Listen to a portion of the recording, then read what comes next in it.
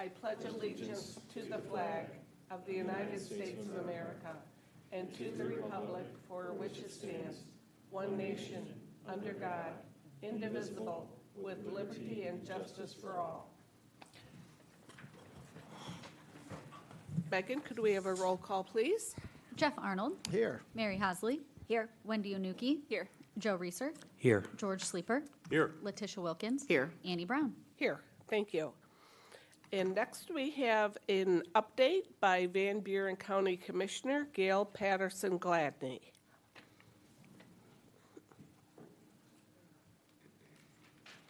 Hello. Welcome. Thank you. Thanks for being here. I'm going to lean my extra aid over here. Okay.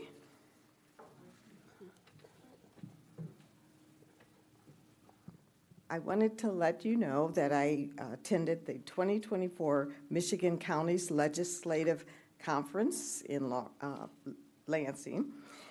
And I attended along with John Fall, our county administrator, and 4 other county commissioners. We had a chance to listen to a panel discussion with 2 of the Michigan senators, Eric Nesbitt and Jeremy Moss, and 2 of the Michigan representatives, John Fitzgerald and Graham Filler. They discussed the proper revenue sharing trust fund reform effort that's taking place. And during the conference, I think a lot of the public don't realize that conferences are so important. But if any of you have been to the MML, Michigan Municipal League conferences, you know you learn a lot. You get to talk to other city council members, other mayors, and you can bring back fresh perspectives. We got to do the same. One of the things, too, that we did is we listened to a speaker who was very good, and that was Dr. Peter Cressy.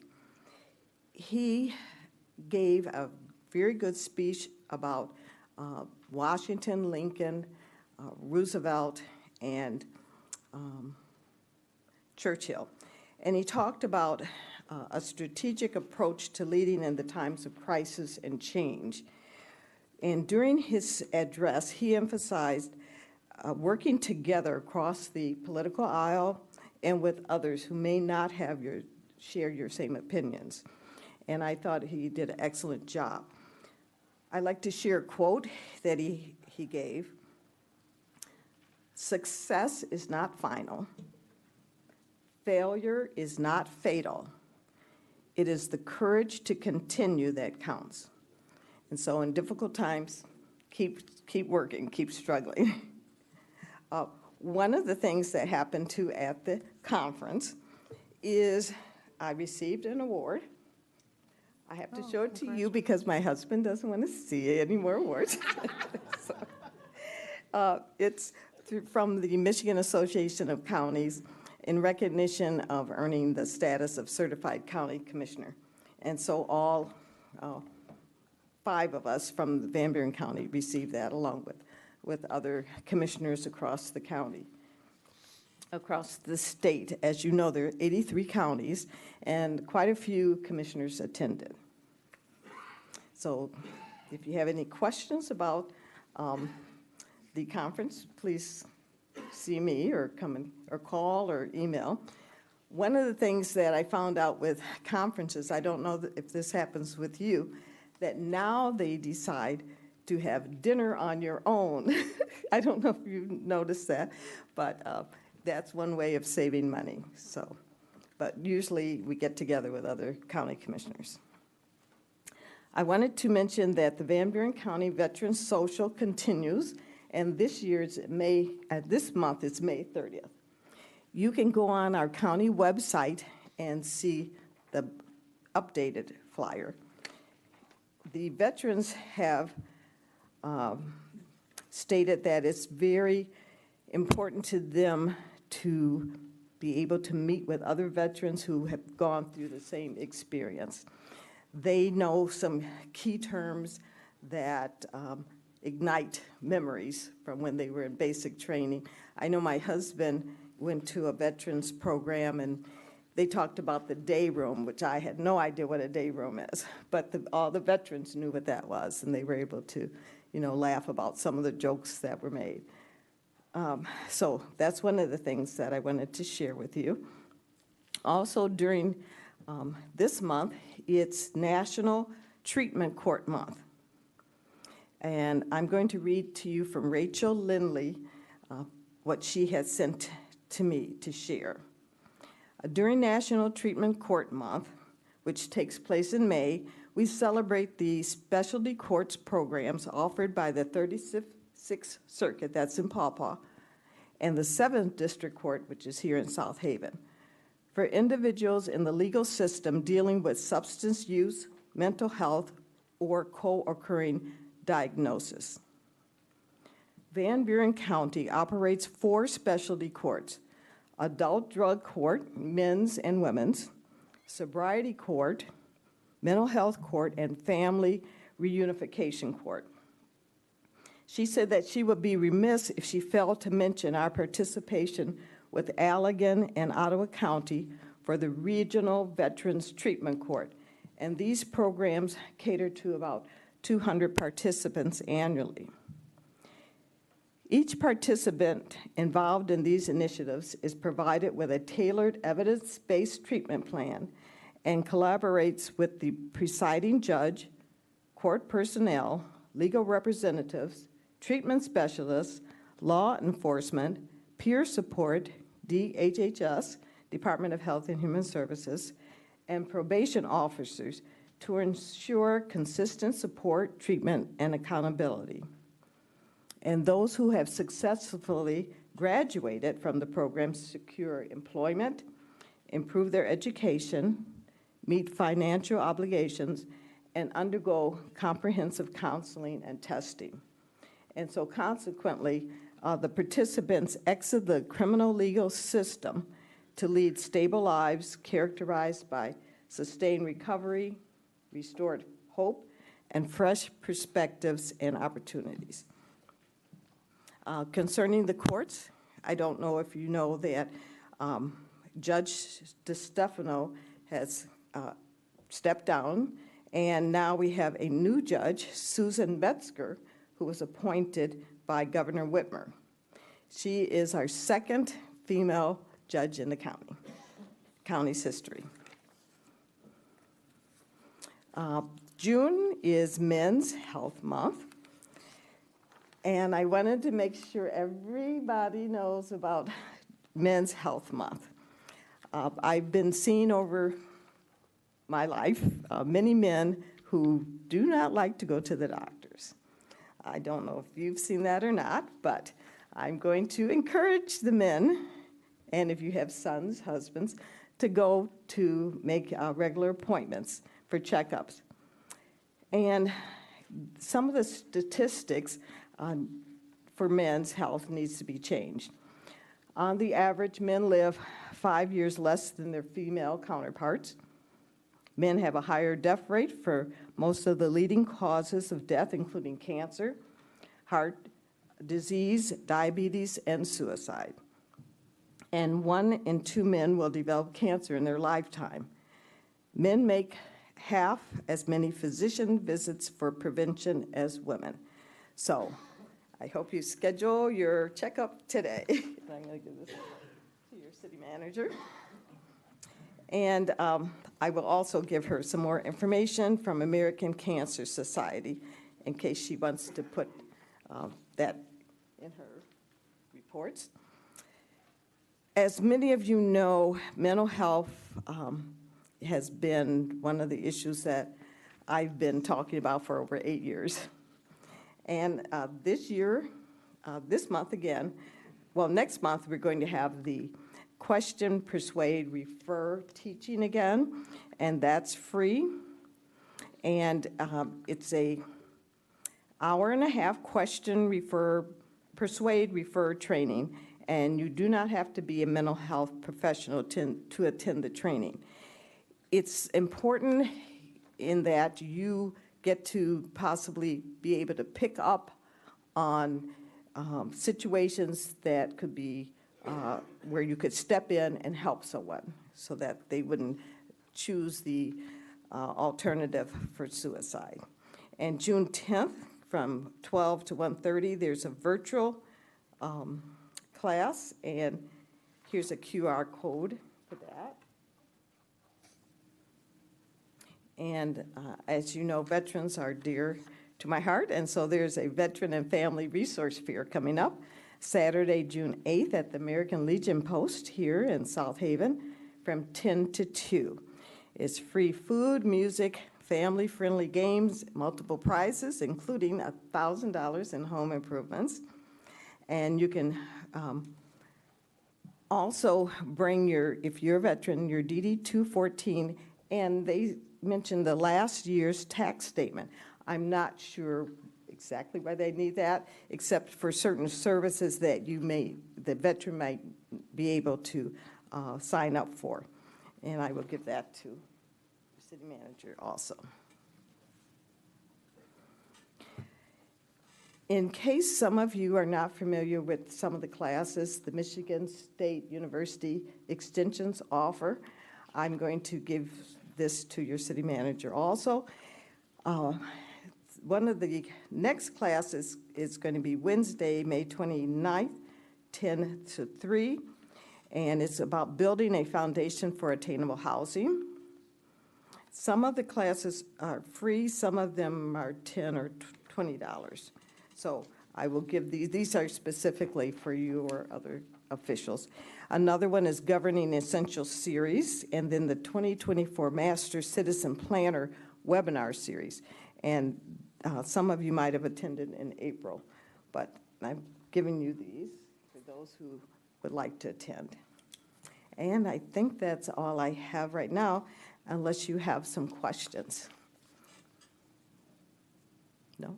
Any questions? Okay. Thank you for your time. Thank you. Congratulations on your award. Congratulations. Yes. Next, is there a motion to approve the agenda? I move to approve the agenda. Before we approve the agenda, Go ahead. I wanted to make a motion to amend the agenda by adding short-term rental and the next steps we're going to take to the agenda. Okay, Where? so we'll add a discussion about short-term rentals. I support the motion. Okay. All in favor? Where are we Yes. going to add it on the agenda? Okay, we will add it. Can I suggest 13A? Okay. What? 13A? Great. We're adding it to 13A, discussion on short-term rentals. All in favor, say yes. Can we Yes. discuss first? Pardon me? So I don't think it's appropriate to add something like that to the agenda. For one thing, anyone who wanted to know what we were going to talk about tonight looked at the agenda and saw there was nothing on short-term rentals. And had they known that, they might have come and wanted to participate. Just us adding it is not, I think, good transparency, I think, to the public, because we just add stuff to the agenda, and I don't think that's appropriate. So I'm against making any changes to the agenda for something like that.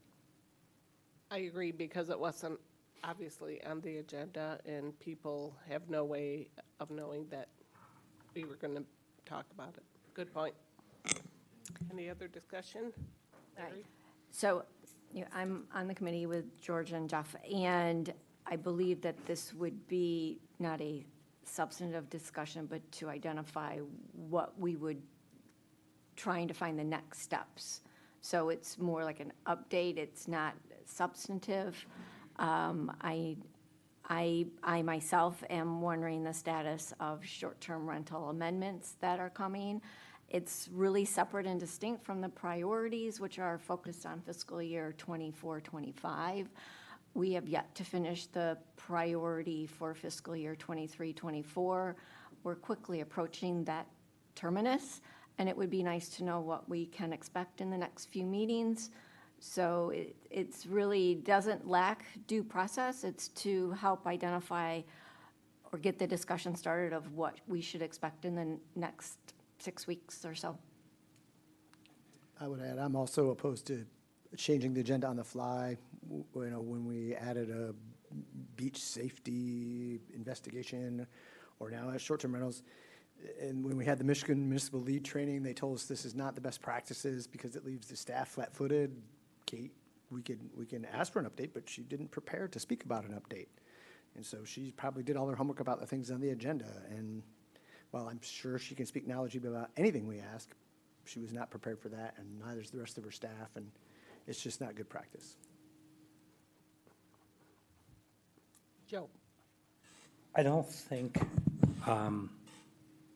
we're going to try to, if we discuss it, make any decisions, and I'm not speaking for Letitia, but I do think overwhelmingly, I've been inundated, and I think some other council people have been inundated with residents wondering, are we doing anything? We're in the middle of a moratorium, and it feels like to many people that nothing is happening.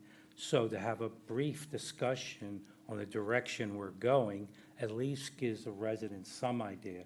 To George's point, I don't want to surprise anybody. I don't want any decisions made, but at least let them know that we have some plans. And even if that meant the city manager bringing us up to date, because she and I had a discussion today, and it helped talking about it, because I didn't know some of the things going on. So I think it can only help. And bottom line is, we're here for the residents, and they're asking overwhelmingly, as I hear it. Well, I can speak for myself.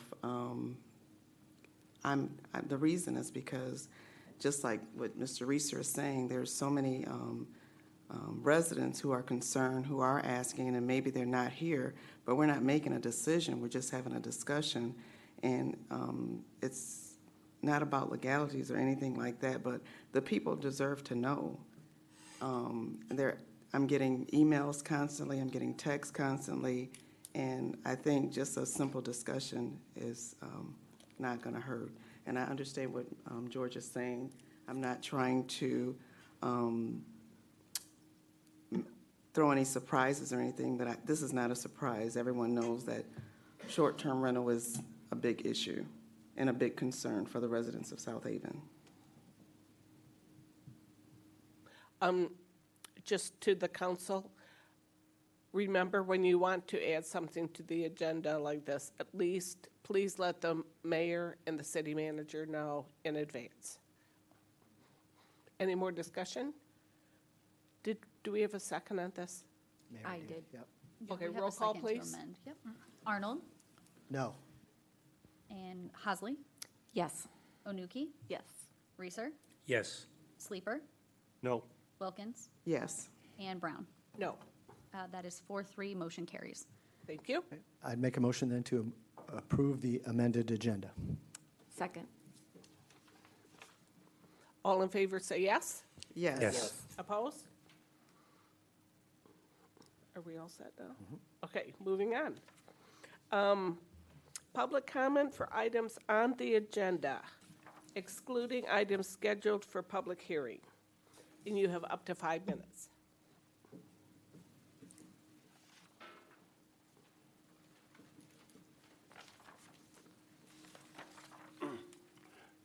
Good evening.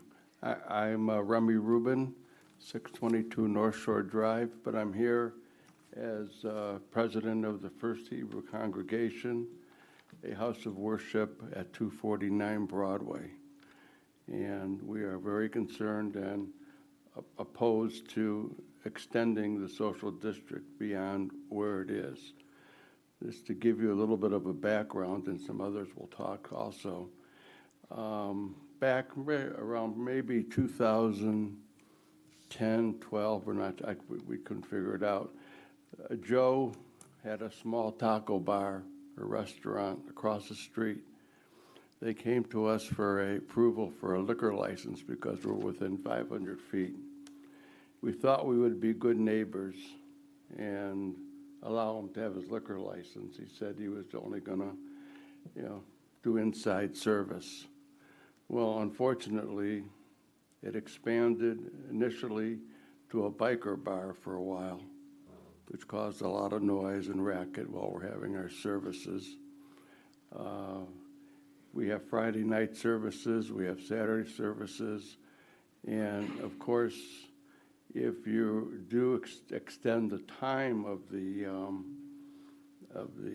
social district hour, it may even interfere with our high holy holidays, which will come in September and October, depending on the lunar calendar. And as a result, and those are nice times of the year, and there are a lot of people in town. Well, Joe's Bar expanded from a biker bar with some iterations of several new ownerships. It's become an outdoor patio. It's become loud music. I know Kate Hosier and Chief Thompson are very well aware of our noise complaints. I know that they were even issued, the social house has been issued some citations, I believe, for extensive noise that interfered with our services. And then at the same time, before that, by the way, the city, Brian Doucette, city manager at the time, and Randy Locker came to us because they wanted to put Los Ranchos next door. And again, they needed our permission. And without our permission, there would probably not ever be a restaurant in that area, because restaurants need alcohol. And so we made a three-party agreement between the synagogue, Los Ranchos, and the city that there would be no outside alcohol or entertainment or music entertainment. So we are asking that the social district remains where it is. We see no need for it to come encroaching on Broadway. And I've seen some of the proposed plans, and we are really smack dab in the middle. And even though in the one plan, even if people could only walk on the west side of the street, you will have people encroaching to the east side. They'll walk to their cars, they'll have their drinks, and so it causes a lot of disturbances to our services. And we would just expect the city to respect our 1 minute. services, that we are in the middle of the social district, and we've been there since 1929. So we're getting close to our 100th anniversary, which we hope to celebrate. Thank you. Thank you.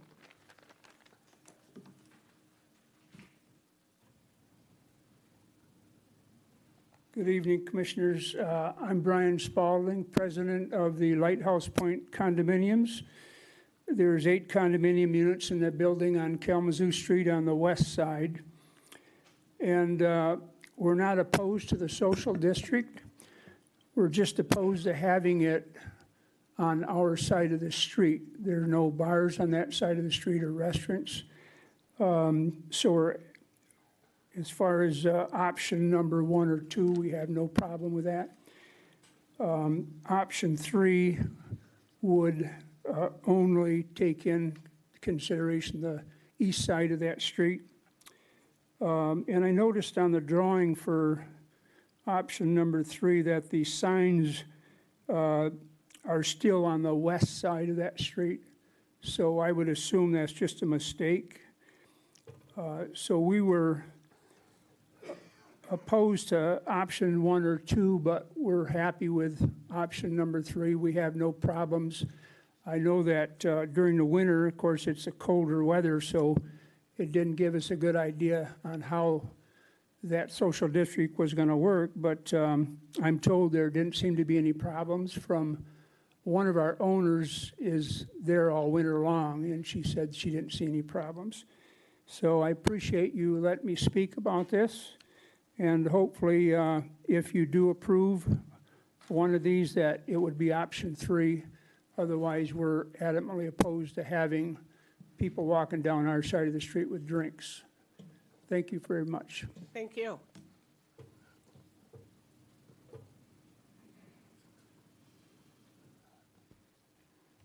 I'm Steve Tolan. I was born and raised in South Haven, and I'm on the board of the First Hebrew Congregation. I was on the board of the First Hebrew Congregation and voted for the liquor license for Joe's, thinking it would be good for the community, a new business. Had I known the unintended consequences of that action, I never would have voted for it. Friday nights, it's the weekend, everybody's getting relaxed and ready to enjoy the weekend, and that's the time for our Sabbath. Our services have been disrupted mainly by noise because of the area bars. Our congregants have to put up with this noise throughout the service and are confronted with the noise as they leave the building. Monday mornings, there's trash in the garden and in the grounds, including paper cups, beer cans, and food containers. This is not going to improve by extending the social district. I can only foresee more unintended consequences. I'm here tonight because I care for South Haven. Last week, I spoke to a woman from Lawton. She told me how much she likes coming to South Haven during the week with her family. But, she said, she doesn't come during the weekend because there's too much drinking and fighting. I'd ask that you think hard about this proposal. Who's it going to help? Who's it going to hurt? What will it do to help the town? How will it change the reputation of South Haven? Who do we want to attract to South Haven? How's this going to affect the residents close to Broadway? What will the effects be of the unintended consequences? I'm hoping you'll not extend the social district at all onto Broadway. Thank you. Thank you, Steve.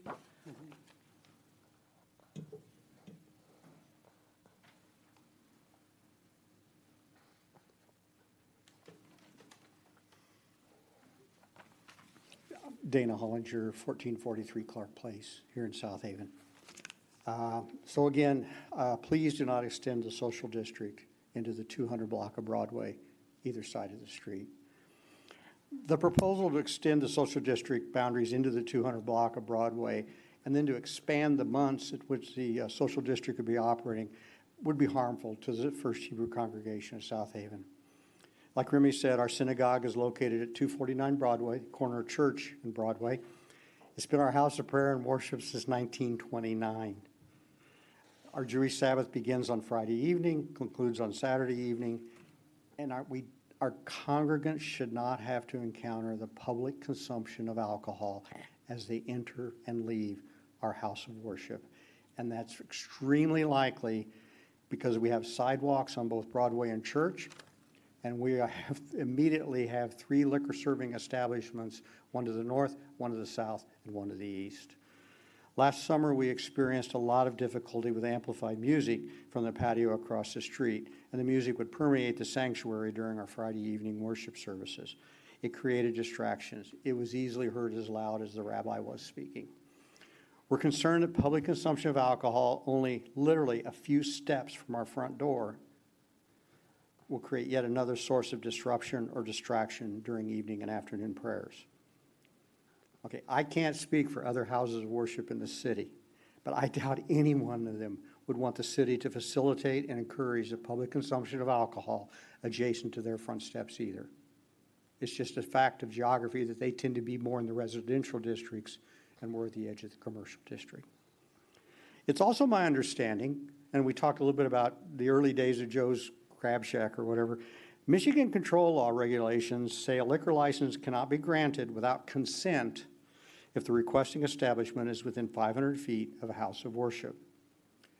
I'd like the city to consider that and maybe make that part of the ordinance for social district don't establish a social district boundary without consent if it's within 500 feet of a house of worship. And I say this because while the liquor serving establishment is fixed on the ground, now it's customers with the liquor they bought in that establishment and the cups they purchased from that establishment to drink. They're out and about. They're on the sidewalks. They're within the 500 feet. So I really think this should go back and have the planning commission or liquor commission, whoever looks at this, to really try to think about a way, to make sure that houses of worship aren't disrupted during their services. So my request is please help us vote no with regards to extending the social district boundary into the 200 block of Broadway. Thank you for your consideration of my request. Thank you. Joe Wilkins, 811 Indiana Street. I was just sitting there, but last meeting, I clearly asked why I think it was Councilperson Mary brought up the question of extending, because Councilman Arnold stated that it was only going to be in the CBD area. So now this is on the agenda to extend it. That's what I was thinking. We were heading down that road, my previous discussion. I really don't have a dog in the fight other than I'm sitting there thinking this is so wrong on all levels. It just seems so wrong for a congregation to have to come fight for their right for peaceful worship. I'm a bishop. I'm a leader of a flock of people. And I can tell you on tonight, that would upset me very much to think that walking into our building, our church, our place of worship, that we have to encounter music, drinking. I know we're better than that. I know South Haven is better than that. I know this council is better than that. It's just outright insulting and wrong for a congregation to have to come to fight for their right for peaceful worship in 2024. Let's do the right thing. This should be really quick. Thank you.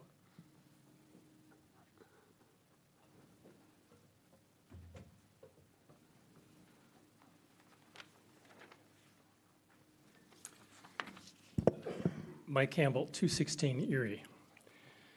Agenda item 11. New taxes should be levied only if necessary and after careful thought. South Haven property owners will pay $1.5 million or more over 5 years for the new recreational millage. I have questions that others have that should be answered before you vote on this proposal tonight. 1, the proponents asked for a 4-year levy, but the resolution as written says it will be 5 years. Why the extra year? 2, the proponents propose the taxes collected be allocated 1/3 to city parks, 1/3 to Shara, and 1/3 to recreational program. The resolution is silent about how the tax collected will be shared. How do we know how the funds will actually be allocated, and especially to the City Parks Department, to maintain what we already have, something the former mayor stressed in last September and December's city council meetings as essential? 3, you regularly delegate issues to boards and commissions for advice and recommendations. This ballot proposal is about recreation and taxes and funds intended for our city parks. But the Parks Commission has not been asked to weigh in on this, on the substance or timing of the measure. City Council, especially for a fiscal matter, why not? 4, the proponent's centerpiece appears to be the purchase of the Riverwoods property from the DNR. But the staff memo in the packet does not list such purchase as a priority for this measure. City Council, ask the proponents the source of funds that will be used to buy the Riverwoods property. 5, A set of bills making its way through the state legislature will provide a lucrative revenue stream to South Haven by extending the current occupancy tax to all STRs and creating a 6% excise tax on all STRs, of which 5% will return to the city. The House is expected to vote by end of May with bipartisan support. The extended occupancy tax revenue could, in Jen Sistrunk's words last Wednesday at the DDA, triple her budget. Yes, triple. I even went back to the recording I made of her presentation to be sure. The Visitor Bureau assessments in 2022 were $1.4 million. That means triple is equal to $4.2 million. Now put on top of that the revenue coming to the city from the new excise tax, which should easily raise more than $1 million. That's over $4 million of new cash coming into the city and the Visitors Bureau to spend on all kinds of projects, whatever you want.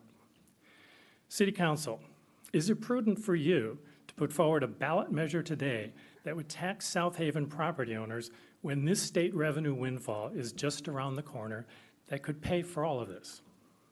If the state legislature somehow doesn't pass this legislation, then put the recreation millage measure on the municipal general election ballot in November 2025. You can do that just as the senior millage renewal vote happened in November 2021. Let's wait 1 year. Not to leave those groups in the cold, however, ask staff if a greater portion of the proposed budget for next year could actually be allocated to recreation while we wait to see what happens with the legislation with the new taxes. The budget isn't final yet, so you have time to discuss it and change it. Shara, Visitors Bureau, and private interest groups described on March 4th their ability to successfully raise funds from grants, the Visitor Bureau assessment revenue, and private giving. The Visitors Bureau is cash-rich and generously spends hundreds of thousands of dollars each year on development projects, most recently spending $400,000 on 304 Broadway without necessarily a purpose in mind. City Council, ask why this process can't continue as a source of funding for yet 1 more year with bigger contributions from the Visitors Bureau and the city, as well as actual private donations. Finally, one of your principal priorities for 24-25 is housing. Communities often require a housing millage to accomplish their housing goals. If you go with this proposal now and you need a housing millage next year, do you think that the taxpayers will necessarily pass it? High taxes are already part of the problem of living in this town. Thank you. Thank you.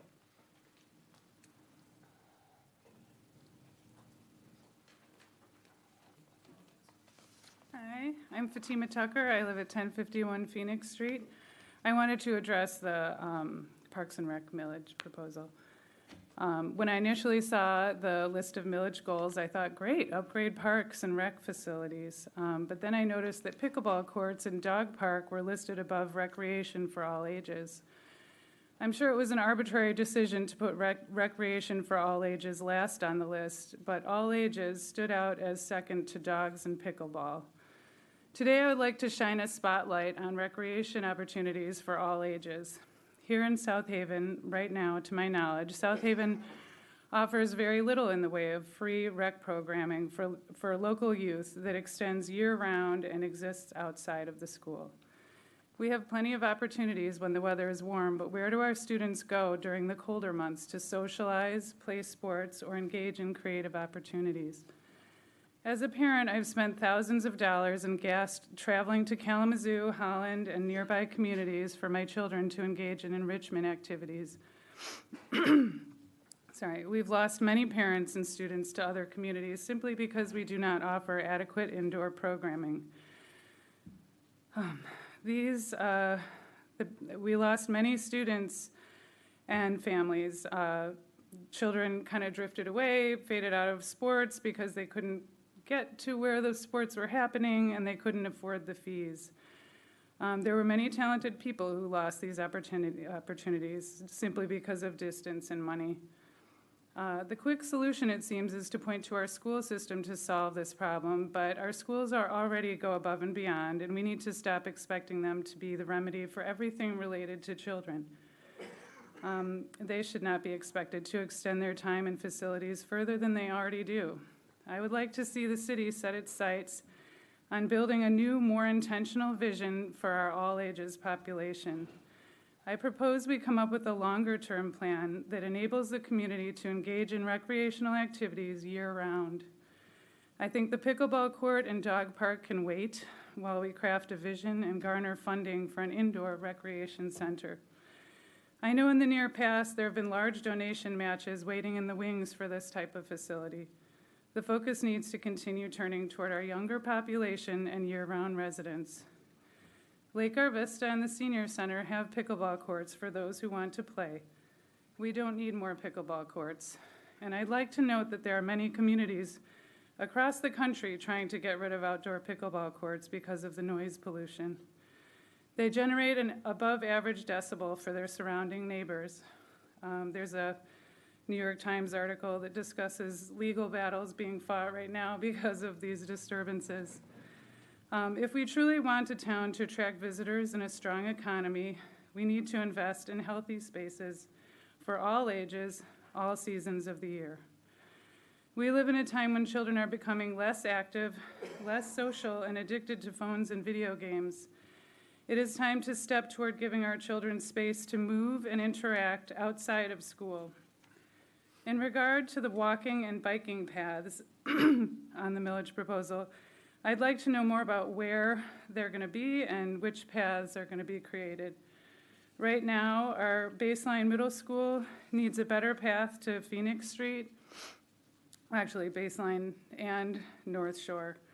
Right now, the walking path from Baseline ends at Blue Star, so on occasion, students can be seen walking down the shoulder of Blue Star Highway, even in the winter, to get to their Phoenix Street destination sidewalk. This is extremely dangerous, but for a child walking home in the cold, it is the most efficient path. 1 minute. I propose that within the planning of paths, we include a new path between Phoenix and Baseline along Blue Star so that students can get to and from school by foot without risking their lives. I also think it will encourage more children walking and biking to school, which could alleviate our transportation demands. Thank you for your attention to these matters, and I'm grateful for all the improvements and progress the city has made and it continues to make. Thank you. Thanks.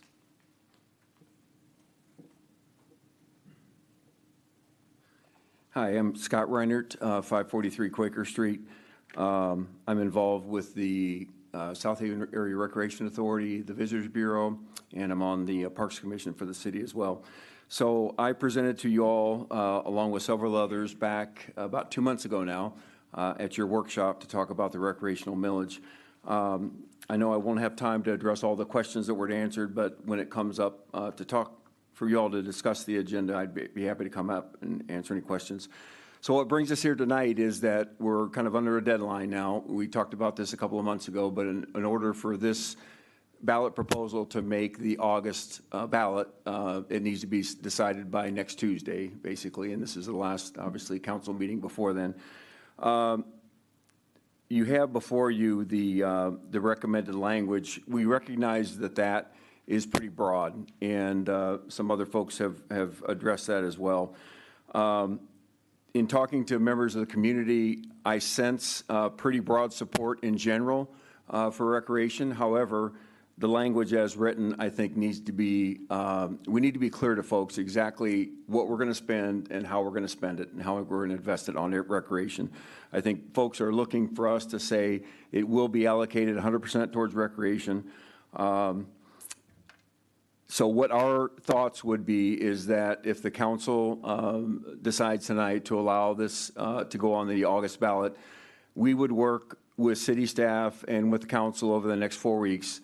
And what we would propose is to come up with a specific recommendation that the council would use in the form of resolution, indicating the council's intent in terms of how those funds would be allocated. And so at that point, we can go back to voters. And I believe, again, you all are voting to allow us to put it on the ballot. It's our job to sell it, and we can't sell it in the form that it's at now. We've got to make sure that we clarify exactly how the resources are going to be spent, including kids programming, which I think is a key plank of this. So again, what I would recommend, what I would ask you to consider, allow this to be placed on the millage. Let us do the work, and let us come back to you with something that you can evaluate and support, hopefully, in the coming month, and it will show exactly how we intend these funds to be dispersed, and again, provide something that we can go back to the voters and communicate with, and they can make the decision whether or not. I know there's concerned about taxation and stuff, but I just feel like the momentum right now for recreation in South Haven is accelerating, and we can get so much done. And if we add to that, addressing the needs of the community and kids and our youth in our community, I just think it will do wonders for our community and for the future of the community as well. So again, when you all get to talk about this, I'd be happy to come back and answer any questions, but appreciate your time. Thank you, Scott. Hi, my name is Larry Fitch. I'm also a resident of Lighthouse Point. And as our president said, I'd like to see option 3 and not have the social district expanded to our sidewalk right in front of our building. We are not renters. There's eight of us there. A couple are full-time residents. We live in Kalamazoo, but we come to South Haven every weekend that we can have the time to do it. And besides that, I'd like to add that I had business to do back in the late 80s in South Haven, and brought my wife along on some of those visits, and she fell in love with South Haven as I did. And we started looking for a place back in the 80s, and finally were able to buy a place in Lighthouse Point in 2007. So I know you're going to bring up short-term rentals, and that kind of goes along with this expanded social district. I would just hate to see the character of this town changed radically by many short-term rentals and an expanded social district. I think South Haven is beautiful the way it is, and I think for that reason it attracts not only us but a lot of people to this town. Thank you. Thank you.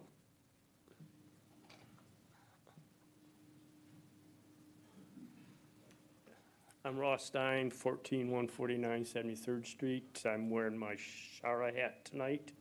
I would encourage you to put the millage question on the ballot. We're trying to get more young people to move to the community. When people are moving to the community, there needs to be things for them to do. There needs to be things for their children to do. If this ballot passes, we will be able to increase our opportunities. Also, I know that at least 5 of you had the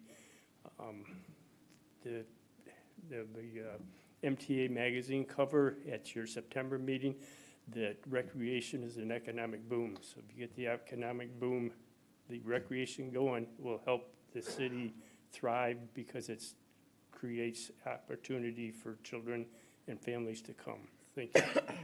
Thank you.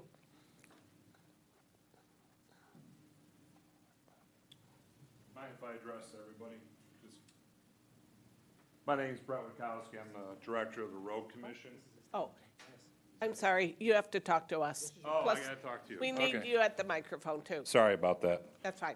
They'll hear you. Okay. Yeah, most people can, so it's not a problem. My name is Brett Witkowski, director of the Road Commission. Here to talk about our millage renewal that we have coming up in August. It's a millage renewal that's been on the ballot since 1978. What's interesting is the millage is also raised then money for the city of South Haven. So over the next 4 years, that would raise about $1.6 million for roads. And so that part is important. I think the biggest thing for our listeners out there, cities and villages own their own roads under Act 51, where the Road Commission owns all the roads in the townships. Before I was director of the Road Commission, I was Berrien County Treasurer for over 20 years, retired from there. So I understand the fiscal constraints that we're all dealing with. One of the biggest challenges, I think, is maintaining the roads we have, whether in a city, village, or elsewhere in the county.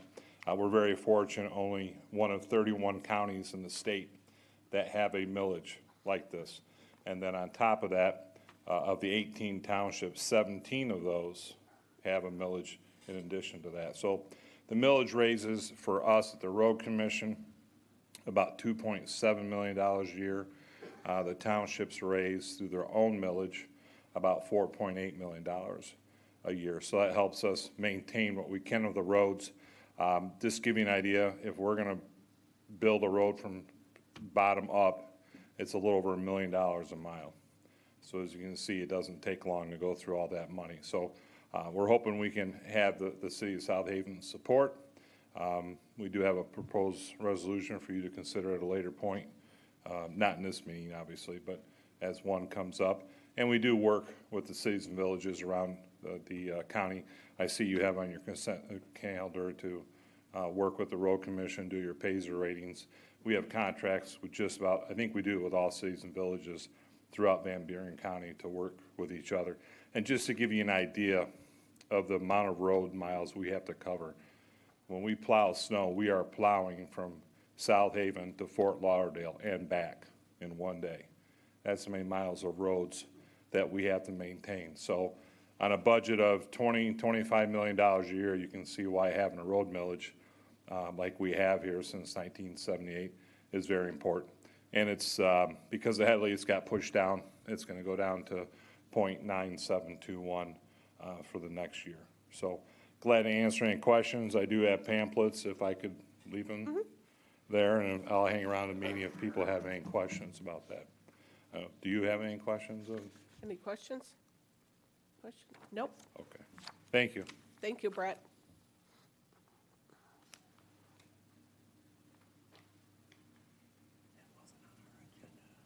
It was right here. Okay. Jack Fitzer, 24.5 Grand Boulevard. You've all, over the past 2 or 3 years, you've all heard me address the need for the town to have some form of recreation program for all ages. I'm a strong proponent for this need and the value that it'll bring to the community overall. I'm the last person that you would expect to say to have a problem with any effort to do so. But in reading your packet on this, it's so vague, it's so limited in scope that I have a real problem with it. I think the language has to be direct. The language of this millage has to be closer to exact as to how this money is going to be spent. My hunch is that 5 years from now, there may be 2 of you sitting here, maybe 3. So whatever takes place in this meeting is not going to be remembered by the majority, and anything can be done with that money down the line based on what it appears to me at this point, an unknowledgeable person. It appears to me that it could be used for any source. The key to a good recreational program isn't even money, but you need money. It's the professional that you hire to accomplish the goals of your park commission or your board in developing a recreation program. That professional can't be Mike's cousin or down the street. It's got to be someone who has a background in this science, this art of recreation. Master's degrees are common in that business, in parks and recreation. So I think that, first of all, the language of the millage has to really nail down what you're going to use this money for. Schools don't have to be involved. Schools shouldn't be involved. This should be separate. This should be a program, a recreation program is something entirely different from the school system. It aids and abets, but it's different. So I just suggest that I'd like to see the millage pass, but it's going to be hard. There's a lot of people questioning it right now. So that's all I have to say. Thank you. Thank you, Jack.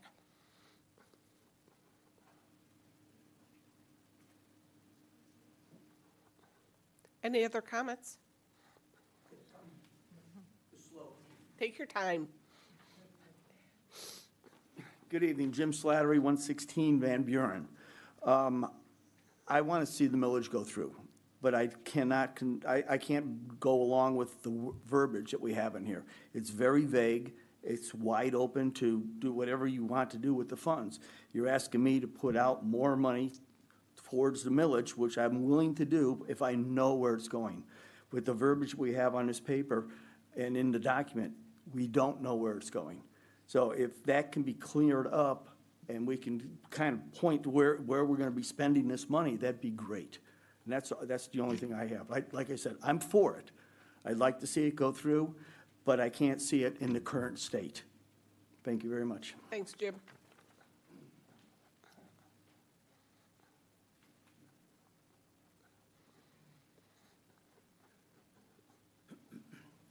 Dan Agnello, 964 Everett Parkway. I would like to talk about the closed meeting information. We had a closed meeting on February 13th, and I don't know if, as far as I know, there hasn't been any minutes that have been voted on or any outcome of that meeting. So I guess if anything does, it has to be, open to the public after the fact. Not the details of the meeting, but anything that's being voted on. This is not a time for comments. He just gets to talk. But it's 3-2. agenda topics, and Oh, you're right. What's that? You can't talk about things that aren't on the agenda. Well, there's a closed meeting on the agenda. A new closed meeting. A new closed meeting. oh, is that where you're going? Sorry. For I mean, today? that's what since it's a closed meeting on the agenda, I think I should talk about Okay. a closed meeting. Okay, but anyway, I don't believe, that's been almost 3 months ago, I don't believe anything has transpired. But I'm glad that you added STR's discussion to the meeting, because, moratorium was passed February 20th, and I have not seen a plan. We've had a priority for this thing for 2 years now, our second priority for this fiscal year, and nothing's happened. We started a moratorium only on business STRs, not on personal STRs. And half the people that were in the lottery for business STRs that were limited because of the cap, they got personal STRs. Now, so I think the number right now is the same as it was last year for personals, but that doesn't mean other people can't get them. So we've really not solved the problem and put in a true hard cap, just like they do on professional teams, okay? And there has to be a lot of revision. The STRs should be taken out of the ordinance. It's not a zoning item, it's a code of ordinance. That should be taken out completely out of the South Haven zoning ordinance, put in the code of ordinance, along with either personal STRs should be either eliminated or provided to residents only. You need to revise the whole thing. It's got to be redone, and I don't see any plan. And you only have 3 months left for the moratoriums. I don't see this being done. You have to completely redo or get rid of the zoning ordinance and then put everything in a code of ordinance. And the recodification, which has been going on for 18 months, they didn't even touch STRs. All they did is renumber the paragraphs 1743 and 1744. If they're going to go in the ordinance, it's going to be 2,000 numbers, whatever they are. So you need to do something. The residents want action, and there hasn't been any action. I sent all of you emails. I was upset about it, and I'm still upset, and I want to see something done. If you guys do something, then you won't have to hear me again. Thank you. Thank you. Any other comments? If not, go ahead.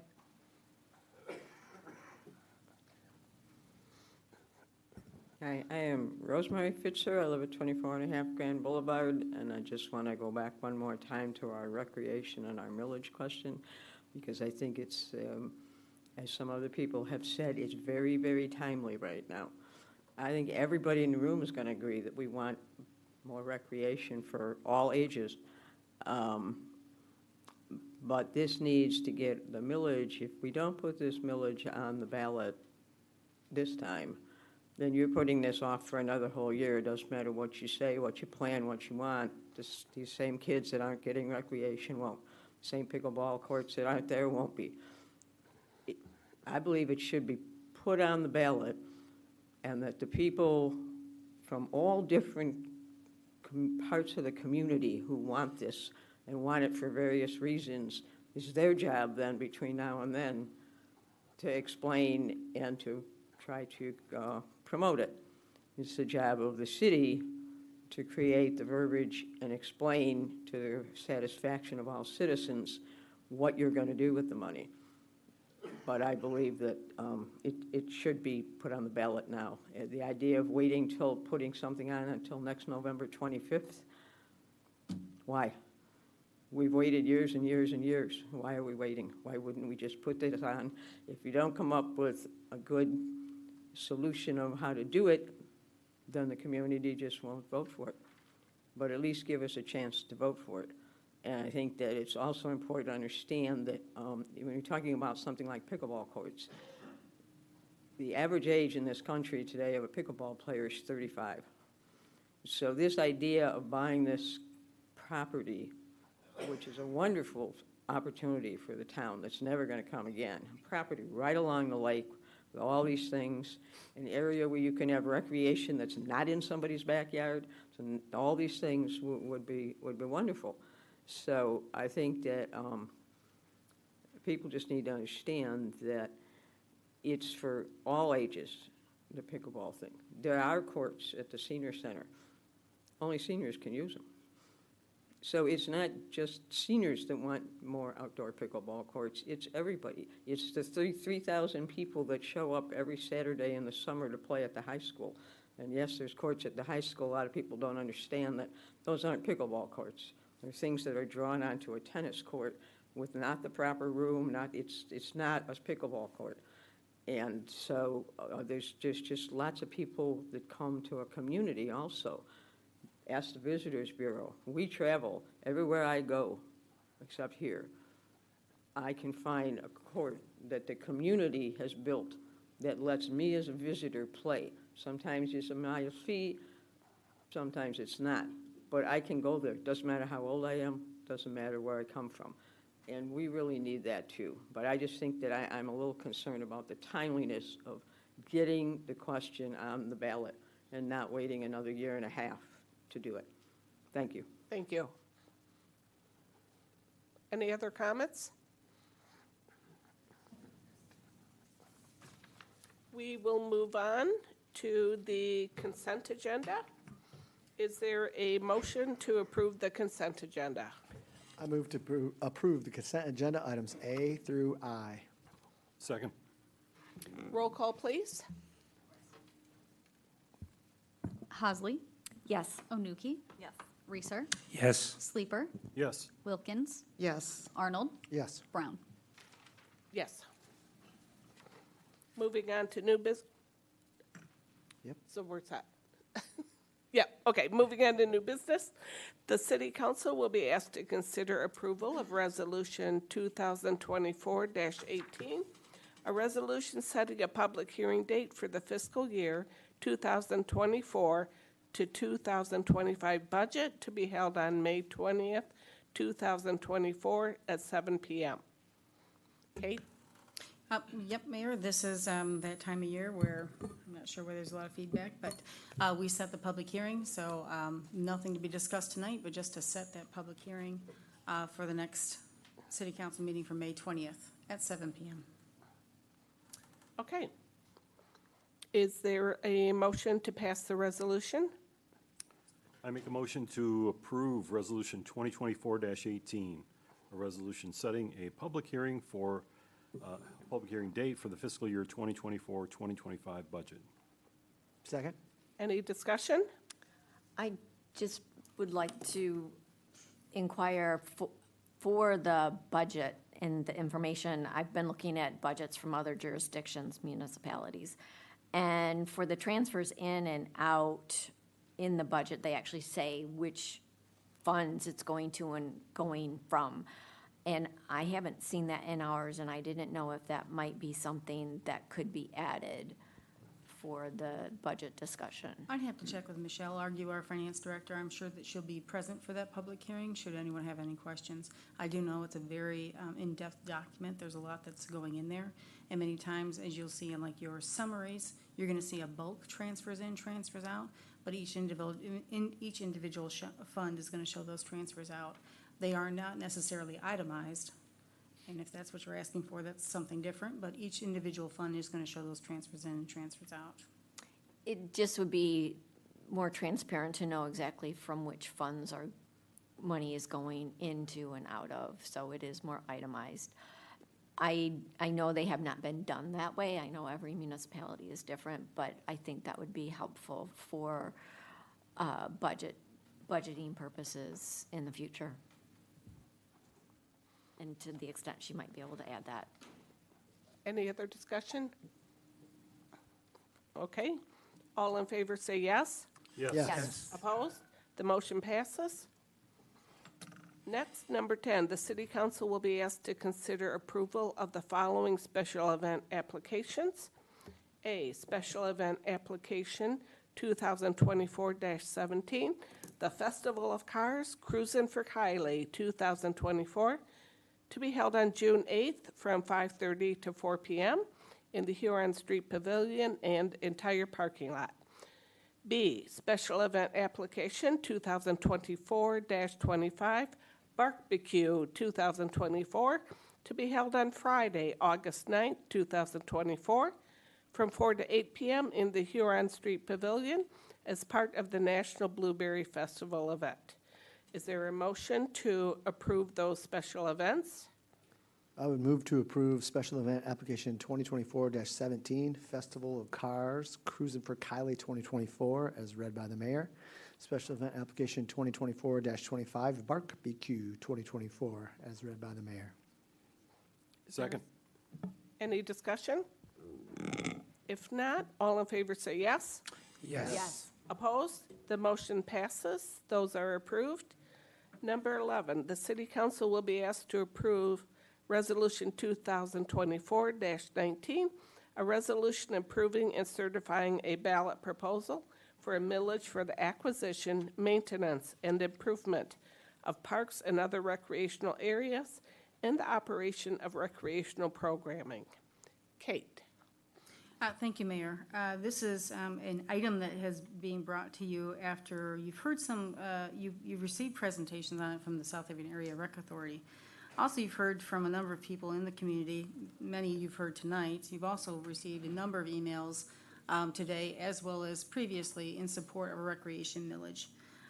The staff report that I put together here kind of highlights some of the details that were brought together at the master plan for the Parks and Recreation Master Plan that did note we have $9 million of unfunded capital improvement projects just for the city's parks and recreation. That's a lot of numbers for a lot of different buildings. And I know that we've already approved a facility assessment for the fiscal year, the upcoming fiscal year, to understand the needs of our different parks. We know that there is outdated restrooms that, let's face it, restrooms cost a lot of money, and that's just for the restroom. We also know that there are a number of organizations that are trying to do recreation around this community, mostly for kids at this point, that are having a hard time finding volunteers, and they have asked the Rec Authority for assistance with how do we maintain our soccer program? How do we maintain our baseball and softball program? And so Shara reached out and said, hey, let's think about this. The township, South Haven Township, is one of the members of Shara and does have a millage and that they collect, that they do use for recreation. The South Haven Public Schools is also a member of Shara, and they also contribute to recreation as they have a number of their fields. But their fields do get beat up, and they do need some extra help. They also have to prioritize their student athletes first. And as you've heard by someone tonight, is that there aren't a lot of places for pickleballers, and pickleballers have actively come to this board for several years. They've come to the Shara board for several years looking for relief as to how do we get this recreation going. So knowing that we have a number of things going on, and let's also talk about what Shara has going on. Shara has utilized some very large gifts, but those gifts have been made over time The major gift that Shar received was used to buy property up in Casco, and ultimately that was not the site that they needed to do a recreation complex. They ultimately sold that property and they bought the 14th Avenue. The first phase of the work that's done out there, and that's not all of the phases, if you've seen the master plan for Shara for that property, we're looking at a lot of zeros to get that done, not the 9 million, it may be up there, I'm not entirely sure. The first phase where we were only able to do one, I think it's a U14 field, which separates out to 3 smaller fields and a driveway and some drainage, cost, I think, Shara, between $600,000 and $800,000. That's for the first field. And we're talking about doing multiple fields out there in addition to pickleball, in addition to softball and baseball out there. So there's a multitude of different recreation needs in the community. So when I was brought this from Shara, and I worked with the city attorney, based on some of the language that had already been proposed by Shara, the city attorney kind of came up with this proposed language, which I've heard both that it is vague, but that it doesn't say enough. So in my mind, I'm trying to figure out what does the language need to say for council, if council is persuaded by that argument. What does council need to say? Because I think it's very evident that recreation is needed in this community. It does need to be supported. And I did hear that a lot, saying, you know, what can the city do more for its own city parks? City parks are part of the general fund. We do have to allocate those needs. That is part of the hard part that you all have to do in front of a budget. That's part of the reason why we take so many meetings and we have to walk through so many different things. And that is also why there are times when we have to say, you know, we really need to get that done, but unfortunately the money's not there. And a lot of times, like say with the beaches do have a funding mechanism. They have beach parking, and that takes some time to grow. I mean, beach parking is able to help fund the splash pad. It has helped fund the reconstruction of those 2 different park beaches over time, but those do take time to build up. So would a parks fund. So would a capital improvements fund. So this is something else to consider, council, as you're thinking about whether or not to put this question to the voters. If there's some more, I guess, clarification that's needed, if there's an agreement that needs to be made later on to sort out how to allocate those funds, I'm happy to get that done. I do know that one thing that has been asked to me is, can we get this to the council, and can council put this to the voters?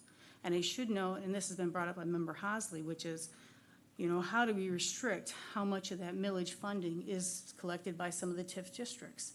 So I did ask the city attorney, and I did put that in the staff report, which says that we can go to both those boards and ask them, can they forego their capture?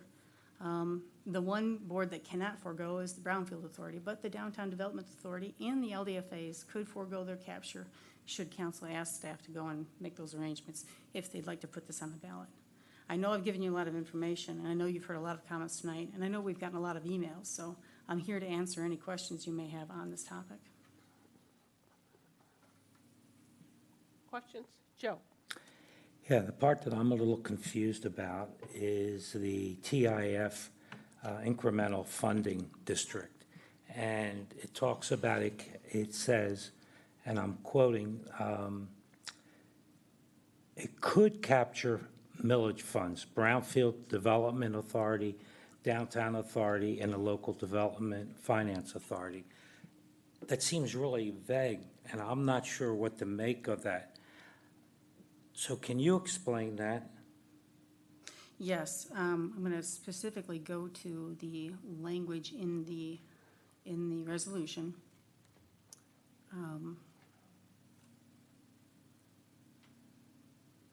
So what I talked about with the city attorney is that because of the truth, because of the statutes that govern millages, you do have to put down any tax increment finance district that could claim that could take a portion of that millage that is captured and distributed to those districts.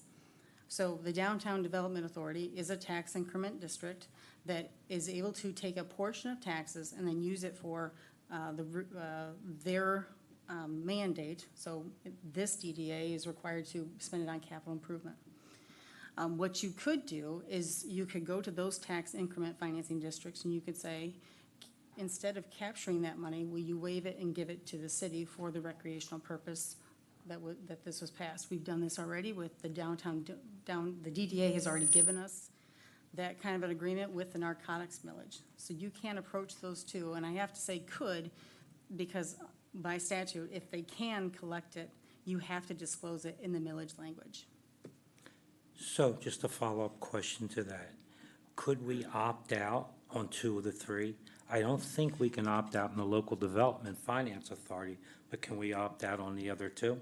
You cannot opt out on the brownfield, but what you can do is you can go to, and you can direct, the city council can direct staff to go to the DDA and the LEFA and seek to have an agreement passed so that they would forego their millage, their capture on those millages. So if this were my company, and I had to ask for permission after giving somebody the money to take some of it back, I don't think I would do it. What concerns me is not the intent of this program. I think it's great. I think we need it for our youth. I think we need it to attract all those hundreds of jobs that the power plant may create. We want those people to come to this community. What concerns me is Scott's statement tonight, which I thought he was being so honest, and I think I'm going to closely paraphrase him. We can't sell it now as written. What concerns me is it seems to me that we've rushed this a bit, and I know there's a deadline, but it's a bit vague. Doesn't seem like there's teeth in it where the money's going to go. I don't want to have to come to anyone after the fact and ask for some of that money back. It is the taxpayers' money. The taxpayers have a right to know where that money's gone. Most of these things on this list are great, but I want to know more specifically where that money's going before we approve it. That's my position right now. And let me answer that. I know that when we did the narcotics millage agreement, that was after that millage had been, I believe, put on the ballot. So that was after council made that decision. So it's not out, you can do it either before, you can do it after. This one happens to be, we're here today because I believe the deadline is this Friday, correct, Megan? Next week. We're not gonna be, unfortunately, I don't think we're planning on meeting next week. But as for specific, where do you want things to go? I guess that's something to ask for council, is that if this millage were passed, does council want to sit down and then go through a capital improvement, I guess, itemization of where the money would go? Because ultimately, you would be deciding where that would go. Staff would put suggestions to you. I know that we've talked with the school about how does recreation programming get funded and who could fund that, because right now, they do the recreation programming, like I said, for their student athletes, but they don't do programming for AYSO or soccer or softball. They don't do that kind of programming, and that's where people have been asking for assistance. In addition, this has been written so that it's not just for students.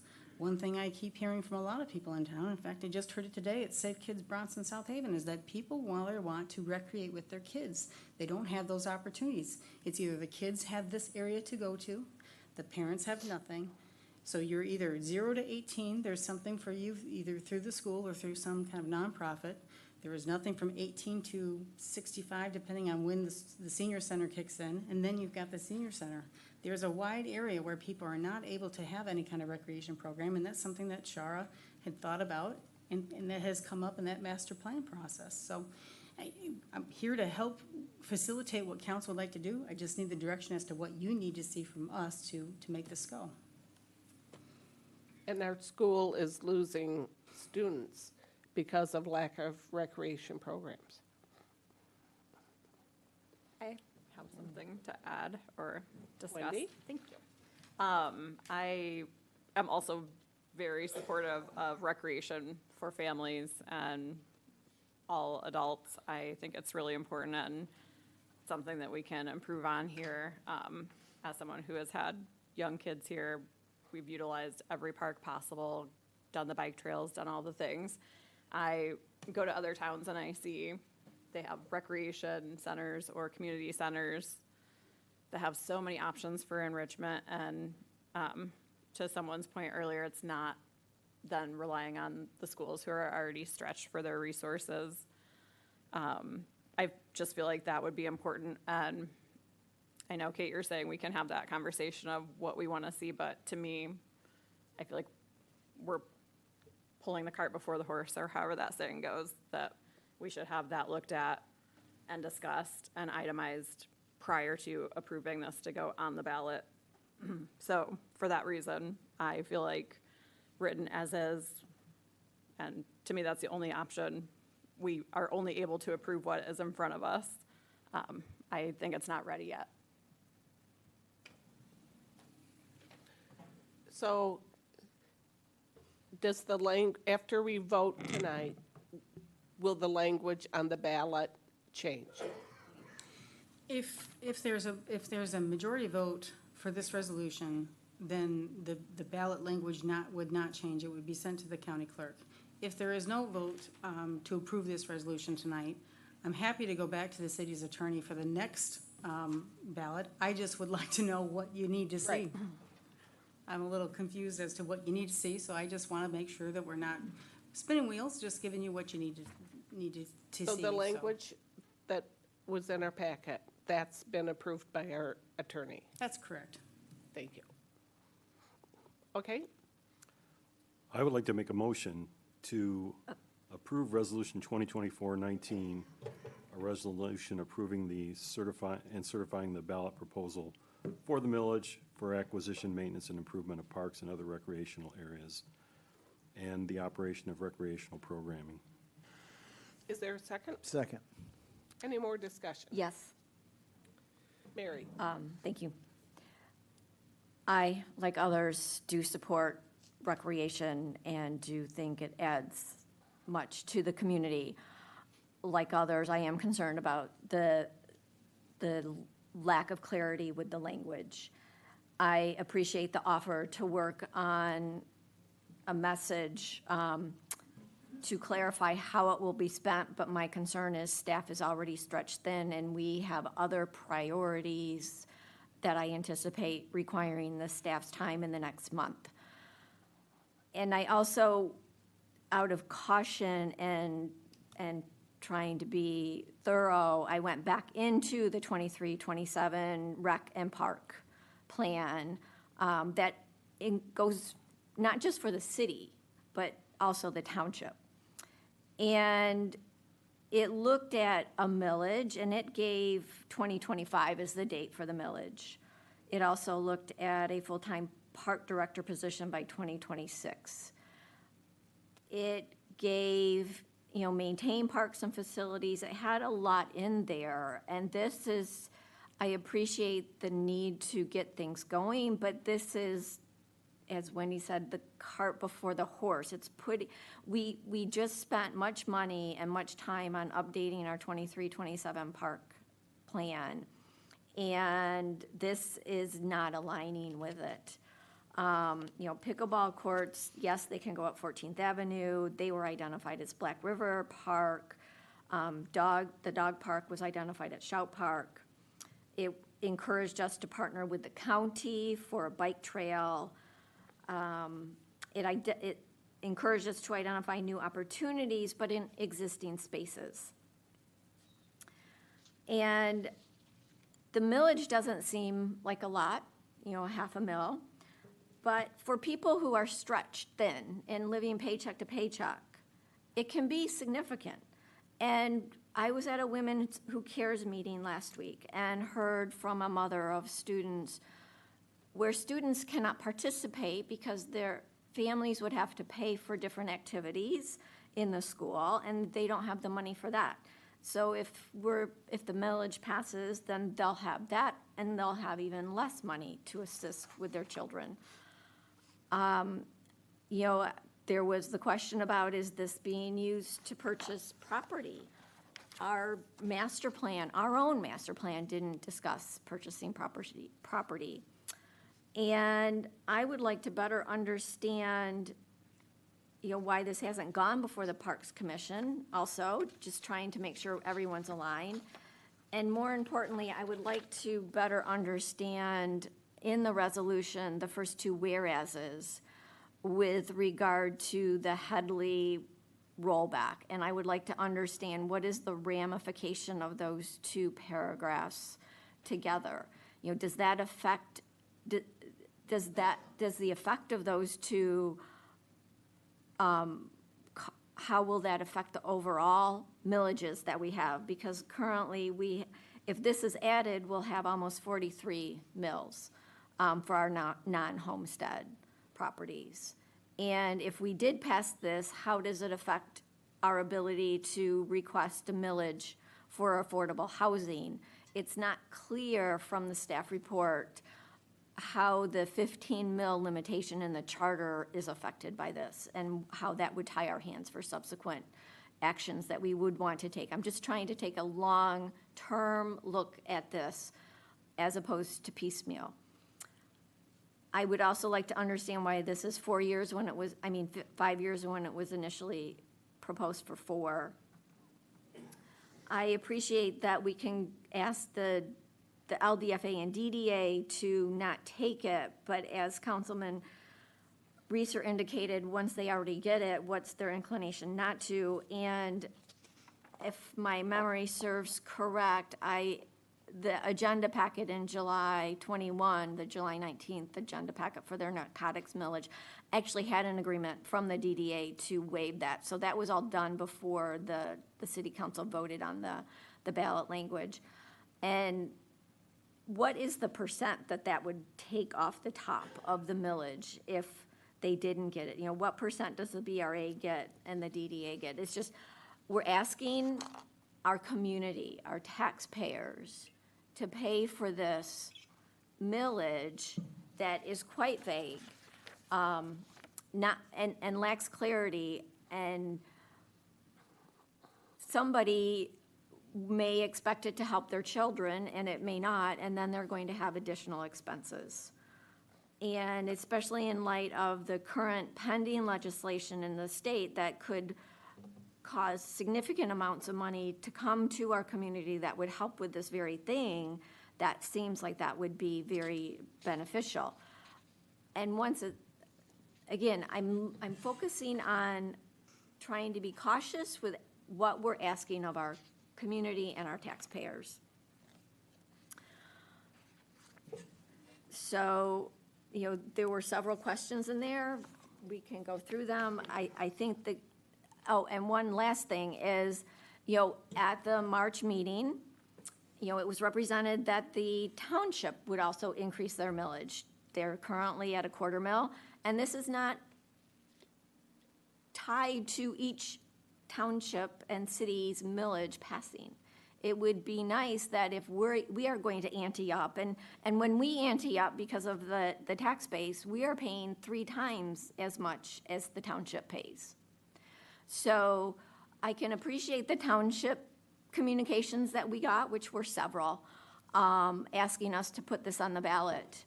I would ask reciprocity that the township put theirs on the ballot and possibly even more than double it to a half a mil, so that the tax burden on our communities are more commensurate. I appreciate that the township has been paying a quarter mil since 2019, but we will double that in 1 year with this millage because of the tax base. So again, I am all for recreation, but I'm being cautious because of the tax burden on our community that is already tax burdened. We have people moving away because they cannot afford the tax, and this doesn't seem to be moving in the right direction. I would like to try to find other ways to fund this. The Visitors Bureau seems to have a lot of money. They're here to help our community, and I would like to see what partnerships we could do with them versus putting the burden on our community. I just have a question. I've heard twice now tonight, a millage for housing, and I've never heard of that before. It's pretty unusual. I only know of one community that's done it. But we're not discussing that. No. Correct, we are not, and I know it has been raised by people at the podium, and we have received communication with regard to it. And as I said, I would like to appreciate the effect of the first two whereases and how that ties our hands with the 15 mil limitation in our charter and the effect of overriding the Headley rollback, so that we have a clear understanding of what the actual tax implications on our community would be. Mr. Stein, would you like to clarify anything? You can come to the microphone.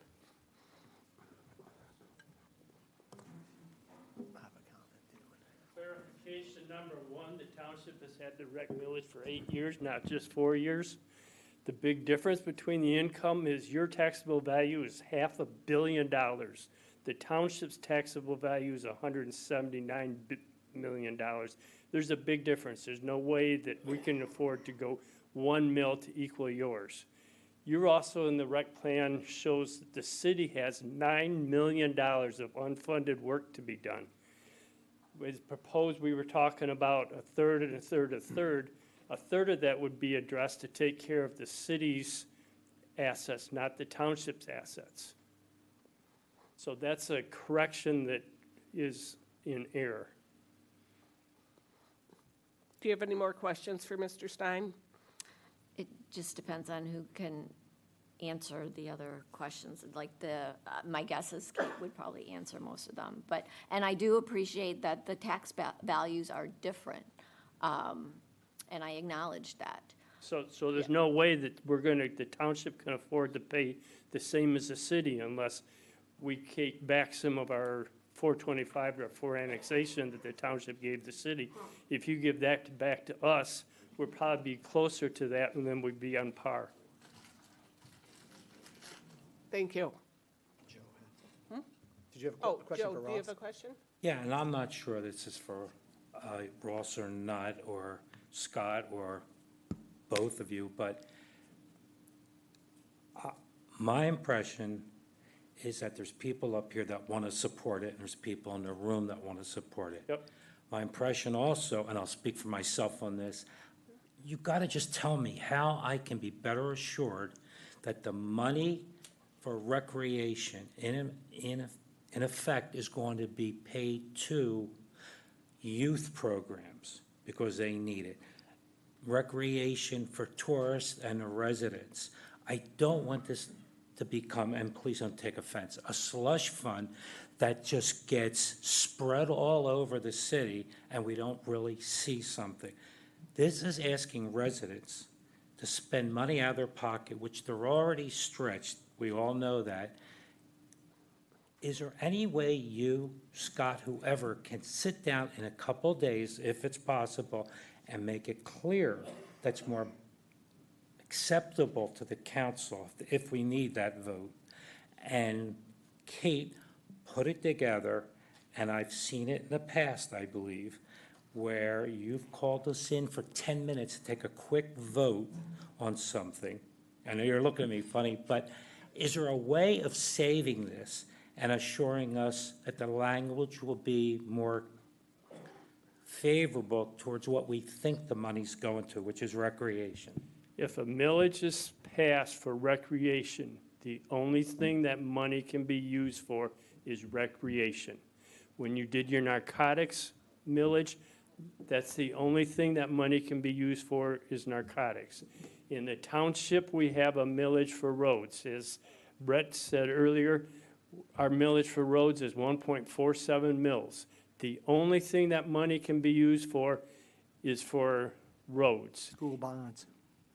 School bonds, same thing. You can only use every Right. screw, every nail has to be used for the school. And also in the township, we don't take out unlike the city, for your funding for Shays, your funding for Shays comes out of your general fund.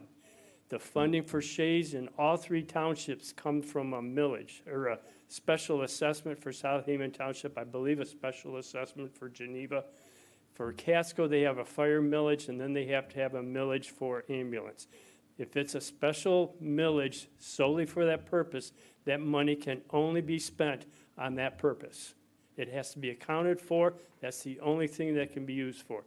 Now, when I saw the language on it, the vagueness, if you will, because we had talked about, maybe a third, and a third.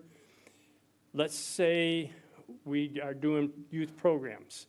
Maybe a third of the youth programs, that money doesn't all need to be used for youth programs. So maybe that year, that extra money is going to go to help the city to get a grant application to do one of your $9 million projects. Maybe there'll be some extra money, so when Shara's going to try to get pickleball fields, another baseball field, softball fields, we could do that to help that funding. So I think that's probably why that's not a third, and a third, because I don't think you necessarily want it tied that specific. Thanks. Yeah, that is correct. And plus, I was told by Mr. Schooley that said, it may not have to be that much. So he would be one group that we work with for the programming, because they have an athletic department. And the reason, and there was a comment question about being tied with the schools, the only reason Shara was looking to do that is to cut overhead. If the school already has somebody doing some programming, if we could go from making that a part-time position to a full-time position, that's saving overhead. Instead of paying a full person's salary, we're paying a part of a person's salary. That's why the school is some of it indirectly is going to go to schools, and none of it is going to go directly to the schools. It will be either spent by the city or it will be spent by Shara. And lots of recreation already exists on the school facilities that Right. causes wear and tear, so Right. the school needs And help. if Adam Versaput, the AD, was standing here, he'd say, go for it, because they only have 4 baseball fields. Right now, I happen to have a granddaughter playing softball. She's in first grade, and she's playing a 7:30 game. Her game last week got done at 8:45. So you're taking a 7-year-old kid after an athletic event, trying to get them settled down and get them into bed. And she's in not the Pee Wee League. The Pee Wee League is coach pitch, and it's back behind the girls' softball field. It's not even a field or an actual baseball field they're playing in. It's just a field with some bases put out there, and there they go. But the fields are used so much that they need a break. So that's why we're looking to put more baseball fields on the 14th Avenue property. The JYL wants to put some more money into things, but they have some ownership. A lot of the other communities that have junior baseball fields or junior baseball leagues have something that they can call their own. And if we build something at 14th Avenue, they can have more opportunity there. That's something they can call their own. That's something they can get behind.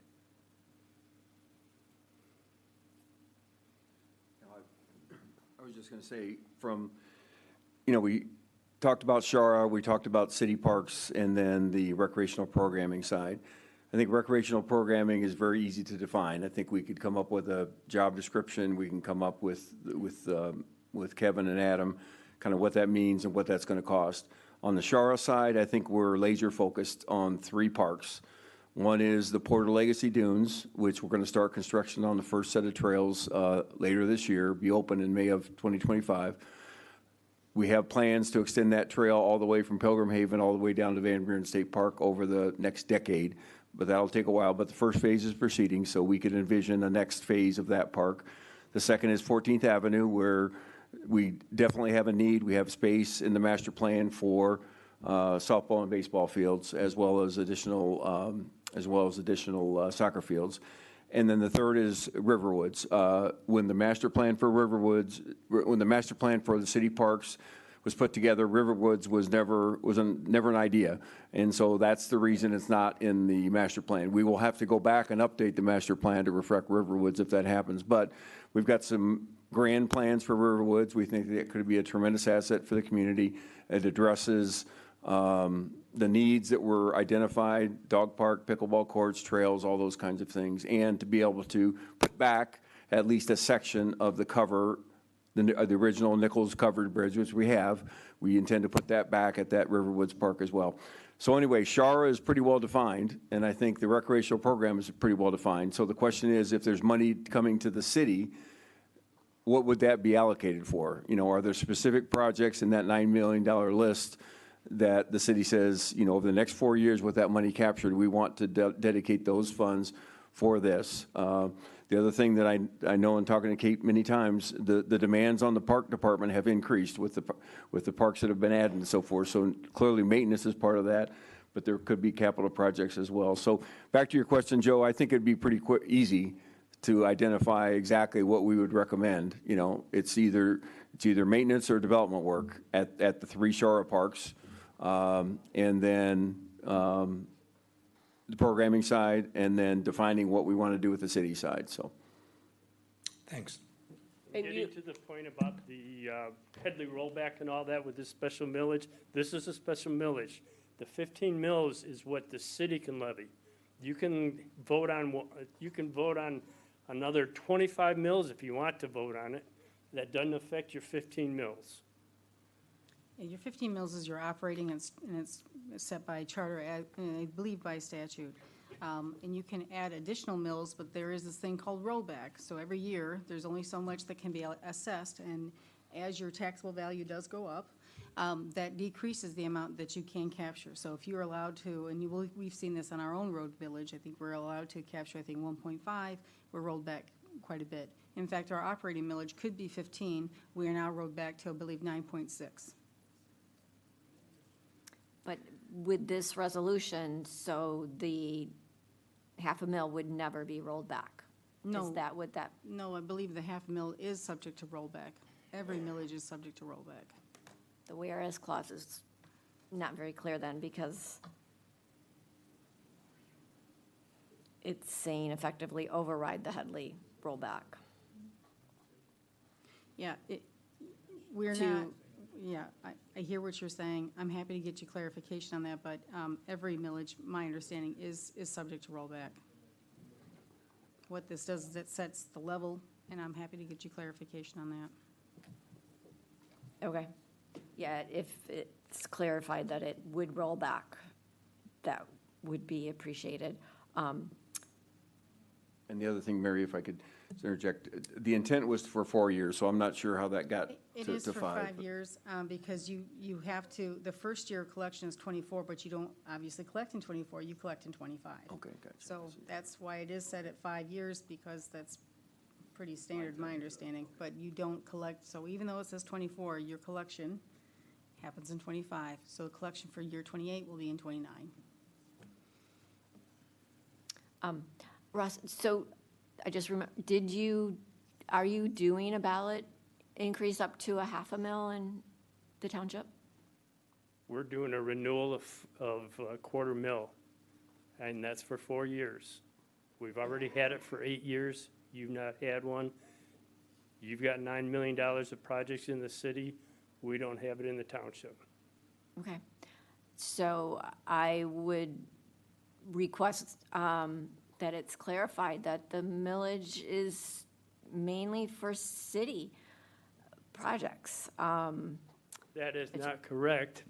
The $250,000 for the township goes to Shara. That's not used for township projects. But that's when we did the first project at Pilgrim Haven. That project, I believe, was about $200-some thousand. We needed the local match. The city paid for the local match initially, and the next 4 years, the township used our millage to pay that back. So and then when we got the Porter property, we had to take a barn and a house down. The township paid for that. We use our $250,000 for Shara projects. So you're not increasing it to $500,000 like you had indicated earlier? We'll see. Hey, maybe if you guys pass it and get one on, maybe we'll entertain that. And that's why I had inquired about having this tied to a $500,000 increase to the township. I'm just, like I said, there's a lot of burden, or having it restricted such that it's, as everyone keeps saying, there's 9 million in capital improvements for the city, so maybe we do need all the money in the city. George, and I have a comment.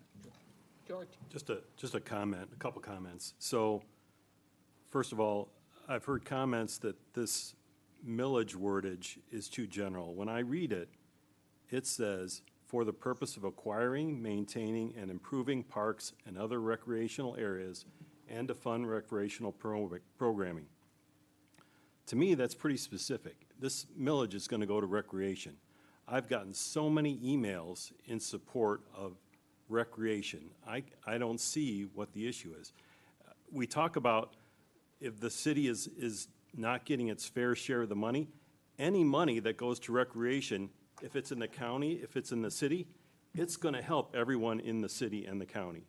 So I am for this, and I'm frankly shocked that there's so much discussion against this. Thank you. And my comments are the same. I plan to vote yes in favor of this. The first time that Shar came and spoke to us was when the council met in Stanley Johnson, and since that date, all I've gotten is emails in favor of this rec millage. Now, when the language came out, I certainly heard Mr. Fitzer, Mr. Slattery, Mr. Campbell, Mike Neese wrote a well-thought-out email. Wendy and I reached out to some of our constituents over the weekend. Ms. Tucker expressed her concerns then and again tonight. But I also heard Mr. Stein and Mr. Reinert say, if they don't answer your questions, then vote no in August. So that's kind of my thought, is that, you know, and I will too. If I feel that this has gone astray somehow, I'll vote no as well. For my part, our part as the council, then I would also ask the staff to please ask the TIF people that we can to waive their fees. That's my role. Other than that, passing this so that the voters can have a say, and I plan to vote yes, so the voters can have the final say. Because as Mr. Reinert so eloquently said, if we don't sell it, then vote no. If he can't convince you, you can vote no. And just a point, Mr. Reeser, you met with Mr. Stein and Brian Dissett probably back in December or January. And I've talked to them Good. since then, as late as a couple hours ago. Great. So you're all set. You had time to think about this and get your questions answered. And in my humble opinion, this discussion has been helpful for me, and I think maybe others on the board. So we're not just rubber stamping something. So I came in prepared to approve it. I started thinking after listening, maybe not, and listening more, I'm leaning the other way now. But that's the good part of having an open dialogue. Right. Okay. Letitia, have a comment? Do you have a question or comment? No. Anything else? I would just echo Council Arnold's comment that the LDFA and DDA, I mean, we've lost 2 months since this was initially presented in March, and I know they've met. And we have time before the August ballot. I think it would go a long way if residents knew that they were willing to waive their portion before they went to the ballot box. Okay. Roll call, please. You got it. Onuki, No. Reeser, Yes. Sleeper, Yes.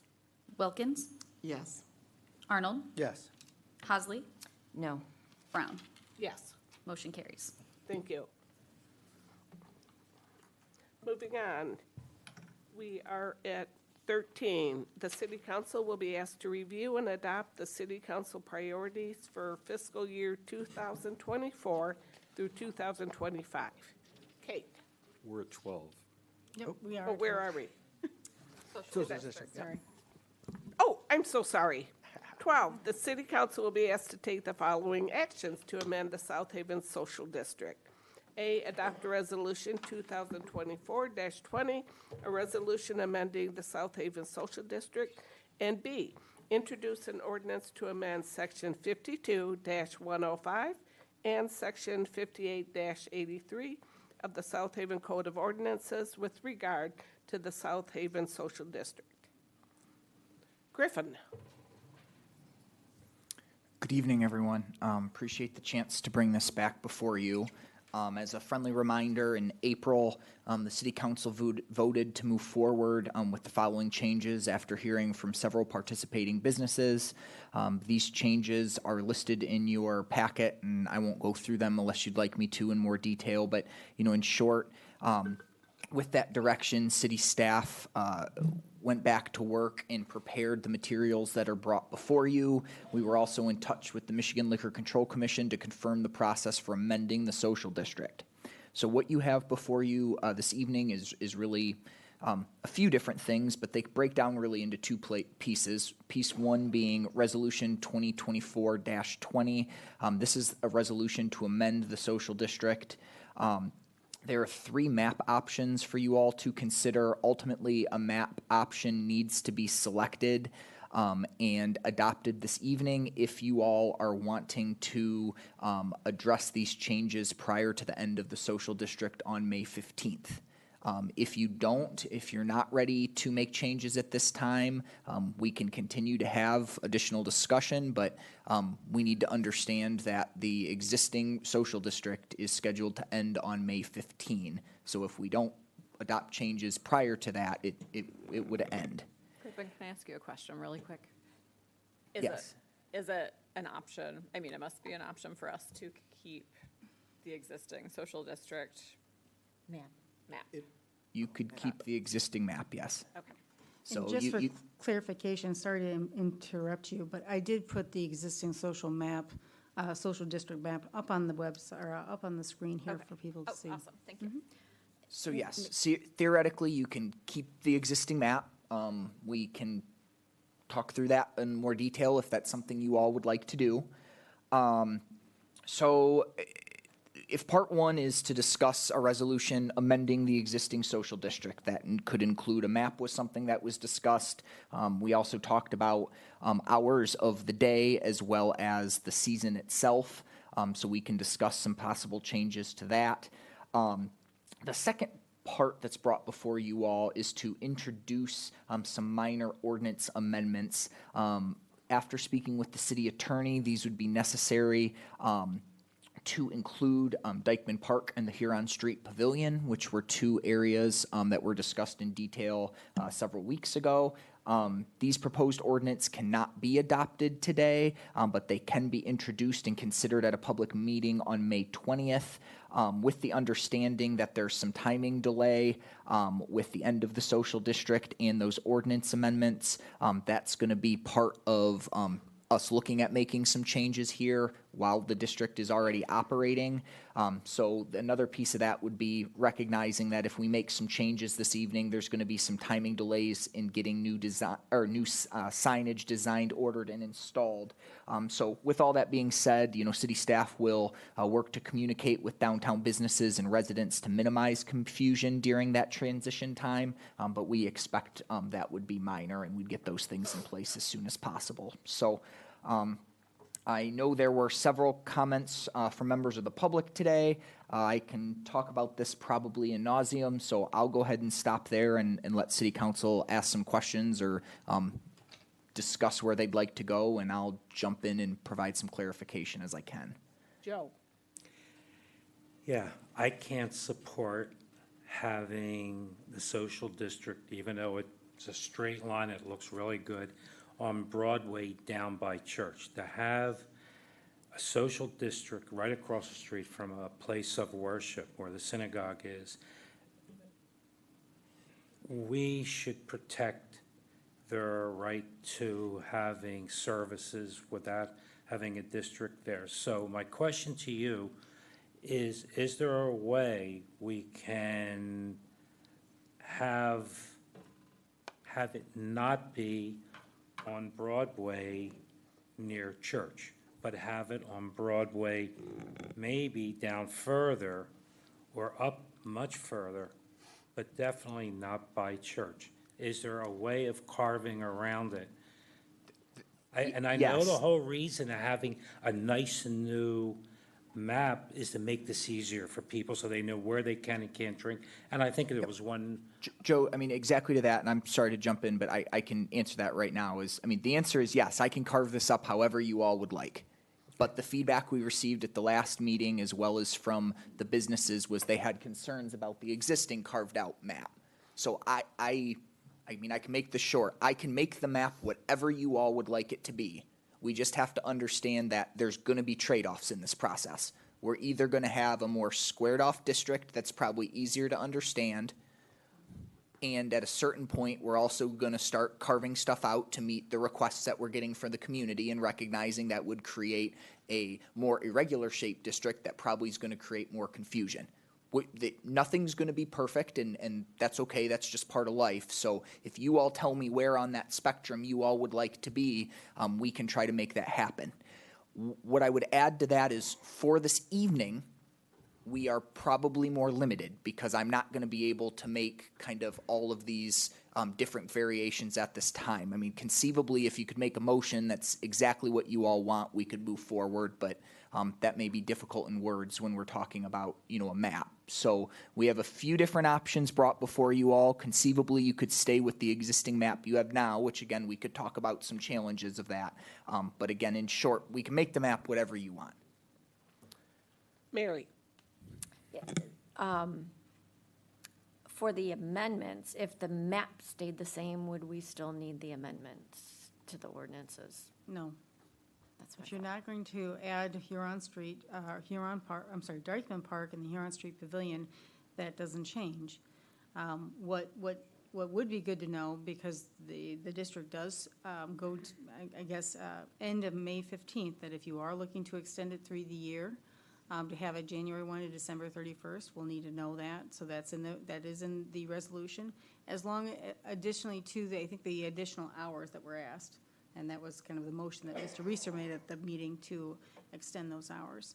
So if we need to keep the original social district boundaries, you can see up there, that's one option. But if you're not going to extend into the park, then we do not need to introduce the ordinance. At the previous meeting, there was discussion about having it go over, it was truncated on William Street. It doesn't cross over William Street in the three drafts. Is there any issue, because I think we were waiting to hear back from the HOA or what, you know, the property owners. Is there a problem if that remains as is? I don't believe we discussed William Street at the last city council meeting. So what's the question? Maybe I can help Well, no, clarify. we had discussed that it was not extending to encompass like the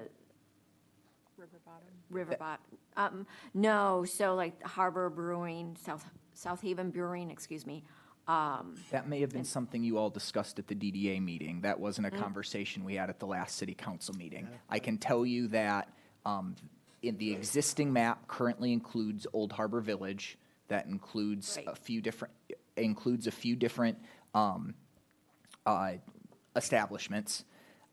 Because their property, their businesses do not immediately abut a commons area, they would need their HOA's permission to be able to participate. And a few of those businesses have been in touch with their HOA, and it doesn't sound like that's something that's going to move forward. So to avoid confusion, that area was taken out of these proposed drafts. If the HOA at some point in the future would like to reconsider, or those businesses are able to work with them and find out something, I mean, the map can always be amended again at some point in the future. Well, and that's why I was asking, because I knew from the discussion that the HOA had to sign off on it, so that was going to be excised from the social district. I believe that was at city council. Regardless, is it a problem if it remains, if we supported the time extension and the date extension, but kept the same map? Is that an issue? Well, so is it a problem is somewhat subjective. So, I mean, it's been a problem that some people have felt like the existing map's confusing. I also No, think we've been is it- able to operate under it for some time. So keeping it as is would be fine. We're just going to understand that those businesses highlighted right now likely aren't going to be able to apply to you to participate. Sorry, my question wasn't clear. Is it an issue if that specific area where the HOA would have to sign off, is it an issue if that remains part of the social district? Because people could walk there with their cups, correct?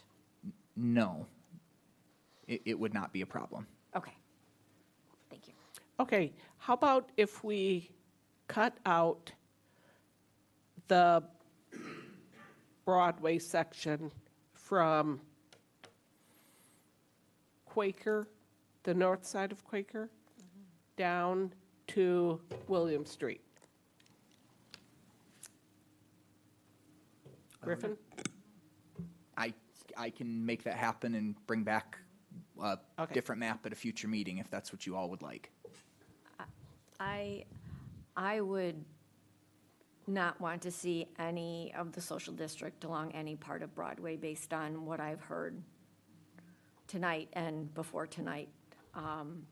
So I don't know if the map, and my concern is that if it goes all the way along William Street down to Dykeman, will people actually stop or will they walk across the bridge? Well, but the mayor just said take that out, that portion, not go that far to Dykeman. So, Not Williams or Broadway. right, but then you have a dead end at Williams, so that's why I'm saying is that I think it would be cleaner if all of that was out. What might be a suggestion is to keep the map, and I would be supportive of extending the time and the time into the evening and the length of the season. But we come back with a map that's clear, and then everyone can look at it and ensure that even the little part, that's what I'm saying, between Quaker and Phoenix, even that part. So I think all of that Broadway should not be part of the district. Okay, from Huron to Williams? From Huron to Williams. Or at least from at least from Phoenix to Williams. George? So I'm kind of thinking about what Councilmember Hosley is saying, and I first of all, Griffin, I want to appreciate all the work you put into this. You know, I remember at the last meeting when we talked about this, I definitely didn't think of some of the things that have been brought up at this meeting, but the one thing that I think is a good idea in this particular situation is taking baby steps. So we have the social district that's just been in place for basically kind of the off-season timeframe. And kind of in line with what Councilmember Hosley is saying, I would be inclined to keep the map the way it is for now and just extend the season, give that a little bit of runtime, see how it goes, and then look to maybe expand the map later on. Now, I know that it's not what the DDA wanted. As Griffin said, it's not perfect, but I think anything we have before us right now is going to have some imperfections in it. So keep the existing map the way it is and lengthen the time and season. Yeah, and that way we don't need the resolution for the ordinance changes.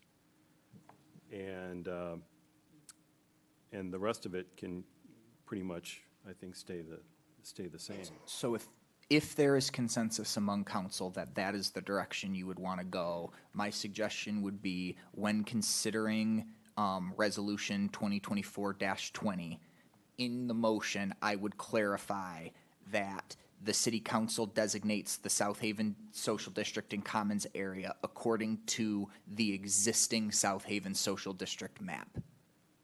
Okay. Because you are going to want to adopt the amended maintenance and management plan, because that's where it's going to address open daily, the hours of operations, so on and so forth. May I make, do You've you had- want? I was going to say, I certainly want to keep it moving. I am in full support in what I've heard from my constituents of the time of year extension, the time of day extension. I would like to see, and I'm happy to work under the old map, but I would like to see an option where it would include Quaker all the way to Broadway so that we're not excluding Thirsty Perch or Kitchen Tribes should they choose to be involved. I also think we should look at Dykeman Park and the Huron Street Pavilion. I think we should. But to keep it moving, I would stick with the old map. And the map can be, oh, sorry. You can have one more comment. I was just going to say, the map can be amended very quickly through a resolution. It can. I do want to make one comment there, though, is just recognize that every time we change the map or every time we change something, we're ordering or changing signs. So that may seem minor. And again, I can look particularly right now with us not changing the map of maybe just finding a way to overlay the existing signs with the sign with the time changes. I'm brainstorming right now, but just yes, theoretically, you all are absolutely right. You can pretty much change the map whenever you want, but let's at least recognize there are costs associated in kind of operational considerations every time we do make a change. Are the signs on the west side of Kalamazoo a mistake? On the proposed map, No, the gentleman brought up, and he's wondering why there are social district signs on the west side of Kalamazoo. I think it's on a proposed map. There are signs. Oh, okay. I Was don't that believe it? there are signs. Okay. Yeah, there Thank aren't you. signs presently there. Great, okay. Yeah. Sorry. Go ahead. I feel like this is a good compromise. I do too. I support moving forward with what George said. George, would you like to make a motion? Sure. I'll make a motion to approve Resolution 2024-20 with the change of item 1, instead of option 1, 2, or 3, going with the existing social district map. Second. Any more discussion? I just have one point of clarification. Do we need to decide whether it's 9 PM or 10 PM? Or did we talk about that? Oh, yeah, good question. In the draft maintenance and management plan amendments, I had put 10 PM. But if you all would like it to be 9 PM instead, that's 10. fine. 10 was the original motion as well. Okay. All in favor, say yes. Yes. Yes. Opposed? Opposed. The motion passes. Moving on, the city council will be asked to review and adopt the city council priorities for fiscal year 2024 to 2025. Kate. Thank you, Mayor. So as we talked at our last meeting, council set up 3 priorities to really direct our staff's focus. And as part of that exercise, when we went through with Mr. Vandenberg, we talked about making some action item steps as well as maybe break down who's going to do what, and knowing that we're trying to make this kind of progress within 1 year, and also put some allocation dollars to those. So what staff has done is kind of looked at the 3 top priorities, first one being to amend and update the short-term rental ordinances, and I've written down a number of action steps that have to be taken, not just by city staff, city attorney, but also city council, planning commission, et cetera. We did estimate $10,000 into that. That has already been kind of placeholdered, if you will, in the general fund through the building department. The second priority was the city leadership will work to develop housing, including the Overton site and other changes needed to support housing. This one was a bit more of a kind of fleshed out item based on a number of comments that were made at the meeting. And so I've kind of itemized out what it would take and what it's going to look like with the redevelopment of the Overton site. We do have this zoning ordinance. I wrote update, but it's really the recodification progress that is currently at the Planning Commission. But again, that's an ongoing kind of step because we know there's a number of hearings that have to be taken. We have the master plan review, which should be written as the review rather than the update. We did a pretty big update of the master plan, so really we're doing like a review and small things to that. But then again, that might be a good time, as we've talked about before, of maybe making some zoning ordinance amendments or other items to that, so that we can prepare ourselves for housing down the road. We also have a point on here that, quite honestly, we've had to get a little creative to see what that meant to council, because we had a line item in the council priorities that said plan for housing at all price points, which is a pretty vague statement. So I had to work on what that would look like, and I've itemized that here, and was just looking for any input that council may have.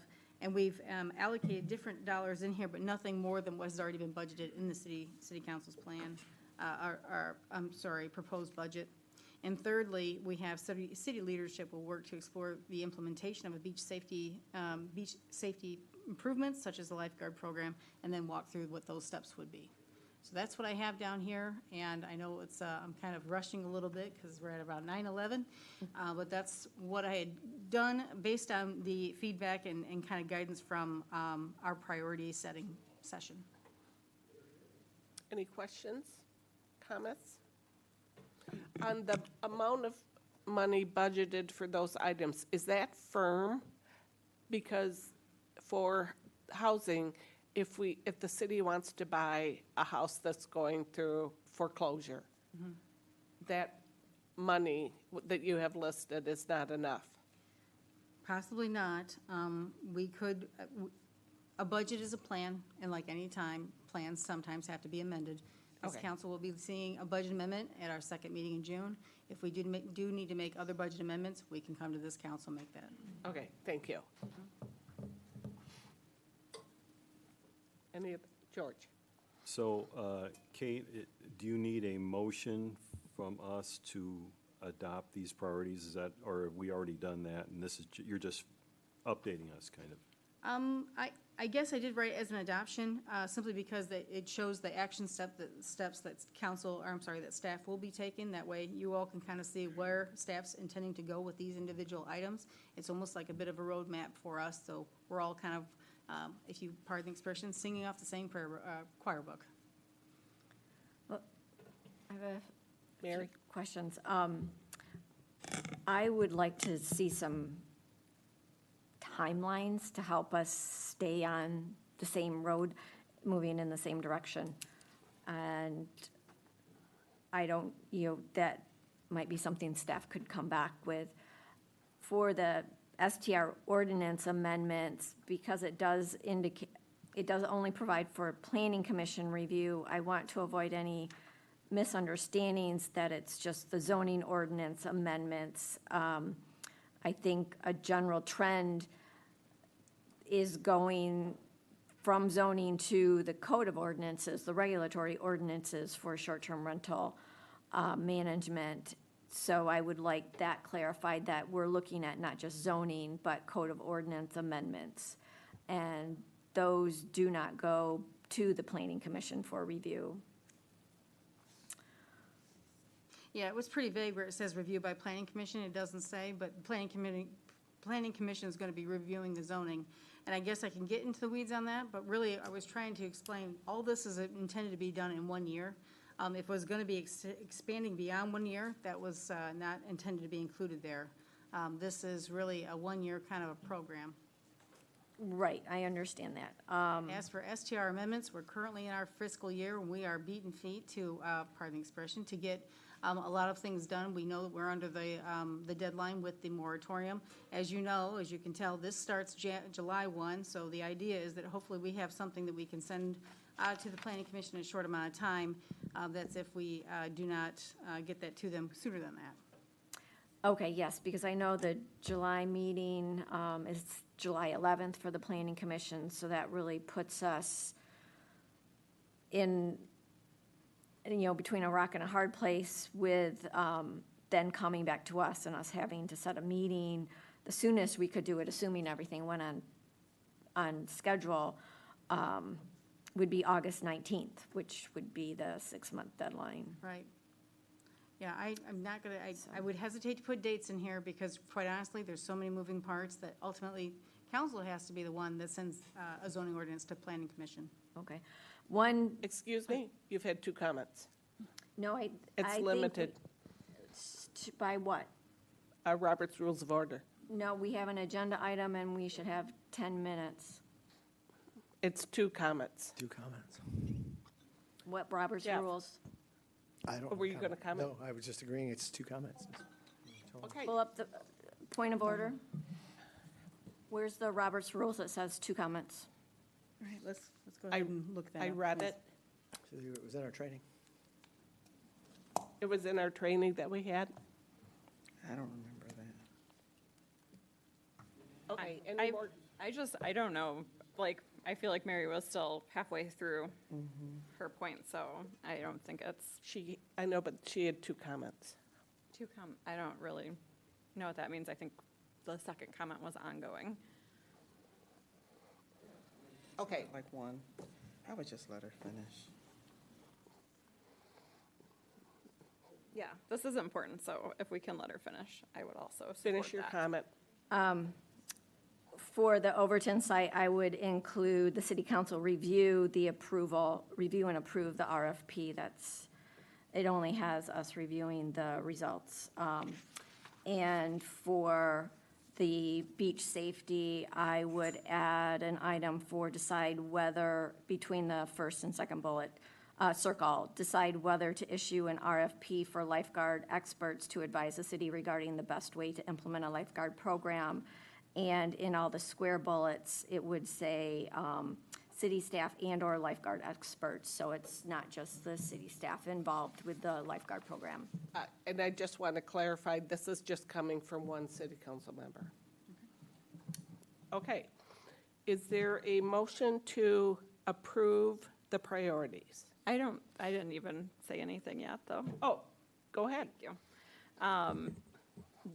The only thing that I saw that was missing off the top of my head for planning for housing at all price points was, I know Ryan Kilpatrick had talked about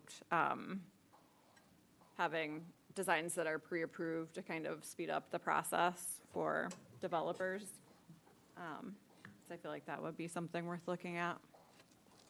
What would you, I'm sorry, so is that, just so I'm looking at this with my staff, are you asking me if Ryan Kilpatrick has those designs? Or are you asking staff to implement those as part of a zoning ordinance or part of a master plan? What does that mean? I'm asking under the priorities for the action plans to have that as a bullet point where we can have pre-approved design plans to speed up development and reduce the cost for them. So maybe could be fleshed out and explore additional zoning ordinance amendments? I just didn't know that it needed to be in a zoning ordinance amendment, but Okay. have pre-approved plans. I'm not sure. This action is a request to adopt the priorities. Right. So I feel like this is our time to talk about the action items that are under the priorities. That was my understanding. Actually, we could do that at a workshop. I think that would be great. Okay. Is there a motion to adopt the city council priorities for fiscal year 2024 to 2025? I move to adopt the priorities for the fiscal year 2024, 2025. Second? Any more discussion? I have a question. Sure. Kate, did we decide that there was going to be some type of timeline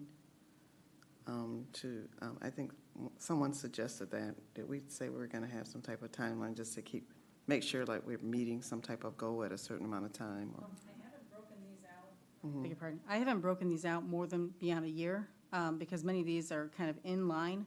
And I apologize that I did have in there that City Council does review and approve the request for proposal. So all these have to kind of happen first, kind of in line as they're going down.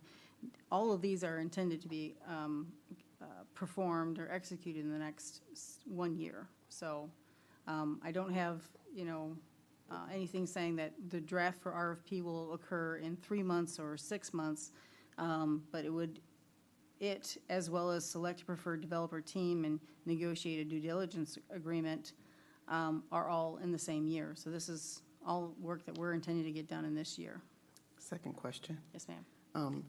I was just thinking, would it make it easier for the community to feel like we're making some progress if maybe we say by the end of the year, we hope to have this done or something done, or? I can tell you that it is my hope that we are making significant progress on this, and it is also my hope that based on what we've talked about with Mr. Vandenberg, that we'd be giving you 3-month updates on all of these progresses, all these projects. You said 3 months? 3 months. Quarterly? So quarterly. Quarterly, Okay. yes. Okay, thank you. Okay. All in favor say yes. Yes. Yes. Yes. Opposed? The motion passes. Next, 13A, a brief discussion on short-term rentals. I'm allotting 5 minutes for this. And Megan, will you please time it?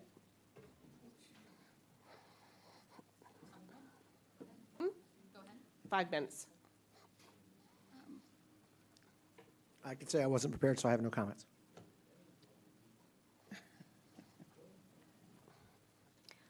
So are we just waiting for someone to start talking? Yes.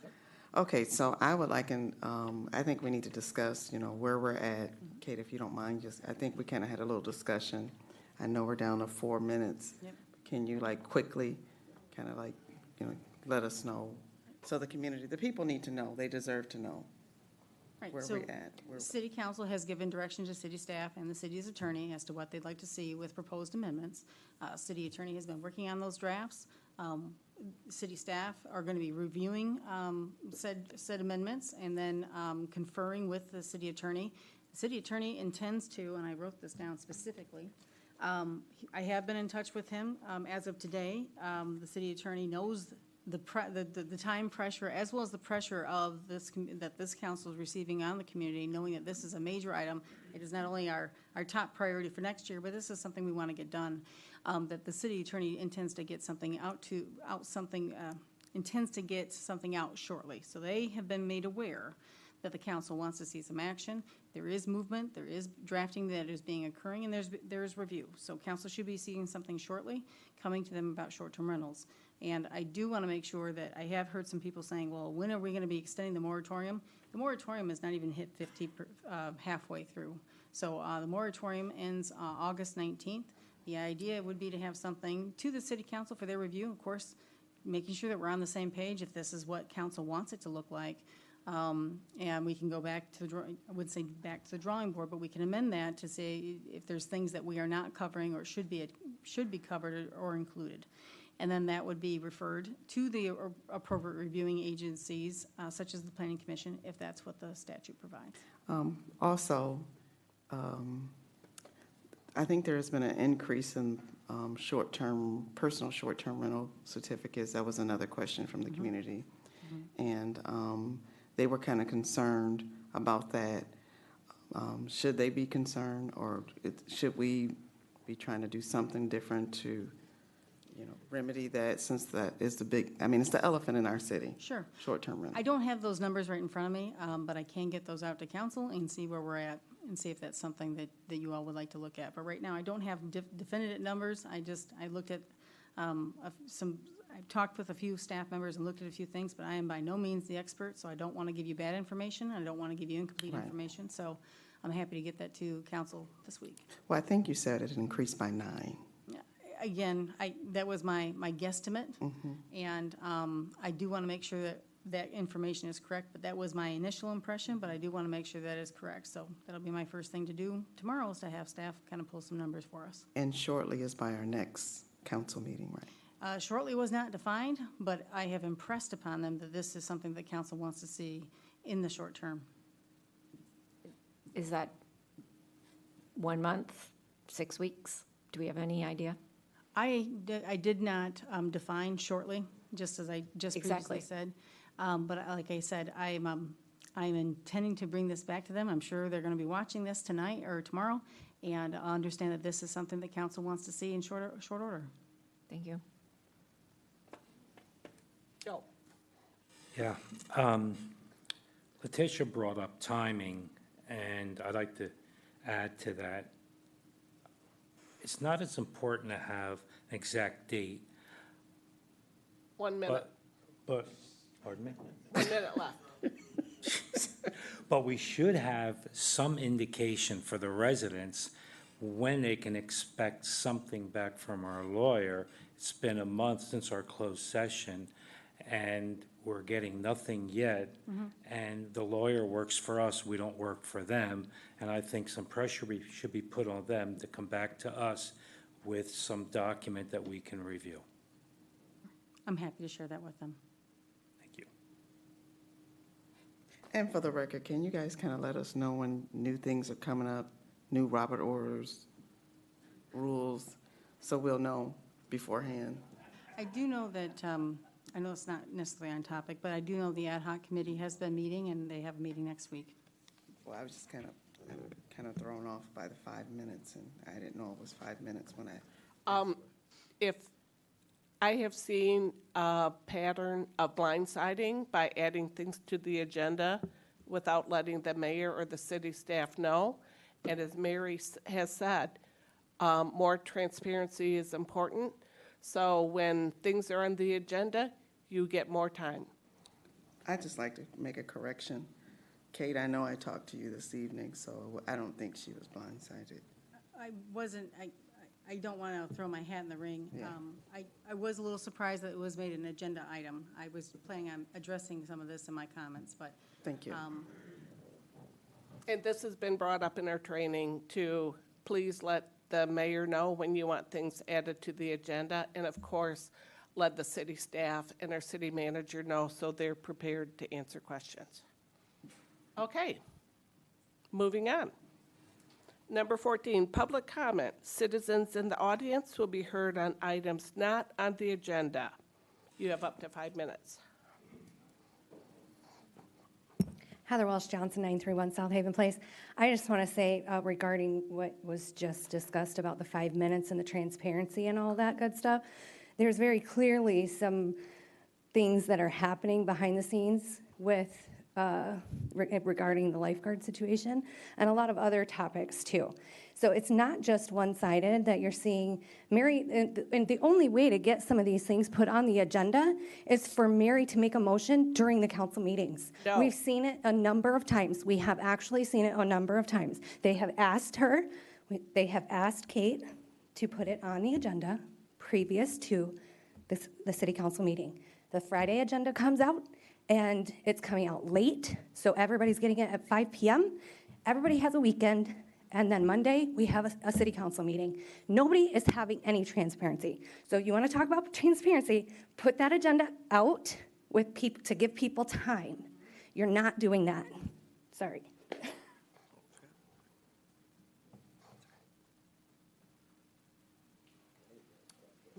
Mike Campbell, 216 Erie Street. I was going to make 2 comments, but I'll limit it to 1. One of the comments was actually going to be a compliment to you, Mayor, for the way you run meetings. Unfortunately, too close but no cigar tonight. You were disrespectful to at least 3 of the members of the council. So maybe next time or sometime in June, I can come up and say that to you.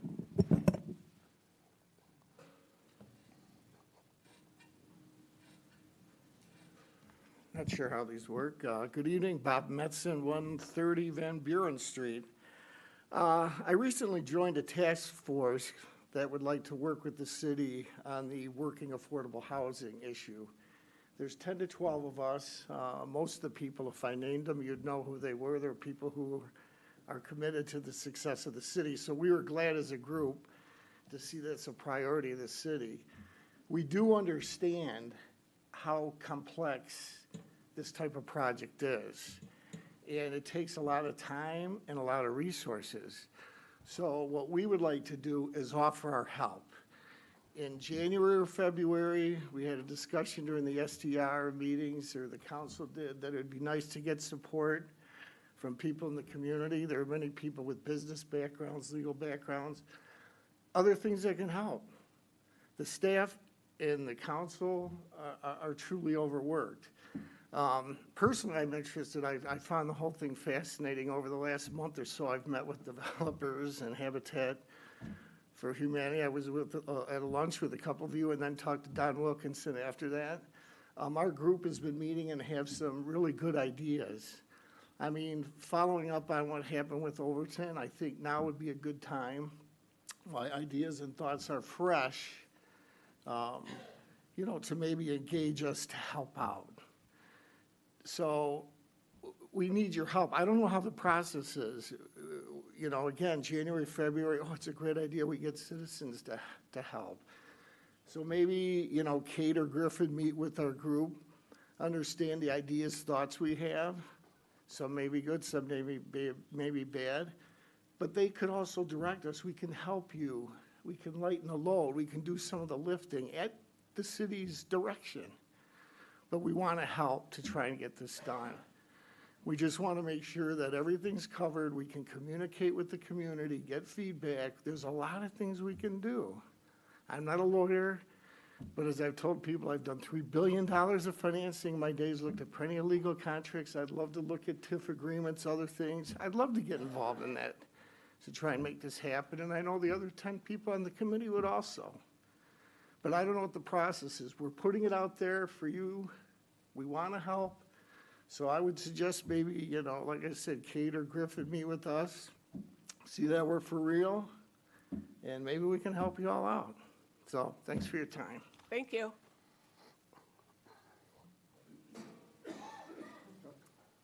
Dana Hollinger again, 1443 Clark Place. So this is for items not on the agenda, but I do want to sneak in a thank you. So this is an update. A few weeks ago, First Year Congregation came to City Council for approval to make, I'll call it a restoration of the entrance to our cemetery. And I just want to say thank you, the park staff, the folks in the city that handle the water, and the folks in the city that handle streets. It's been great to work with.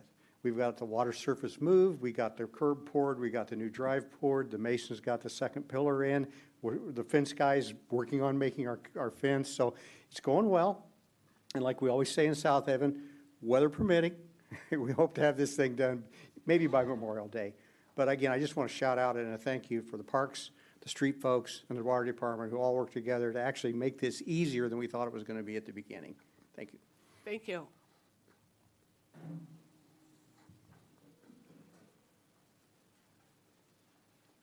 Dan Agnello, 964 Everett Parkway. I just want to make one comment about the STR schedule. Excuse me? This is for comments that are not on the agenda. Okay, I'll just send an email then. Thank you.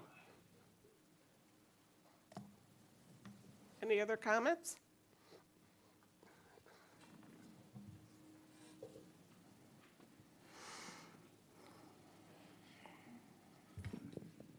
Lisa Croupiers, 561 Indiana.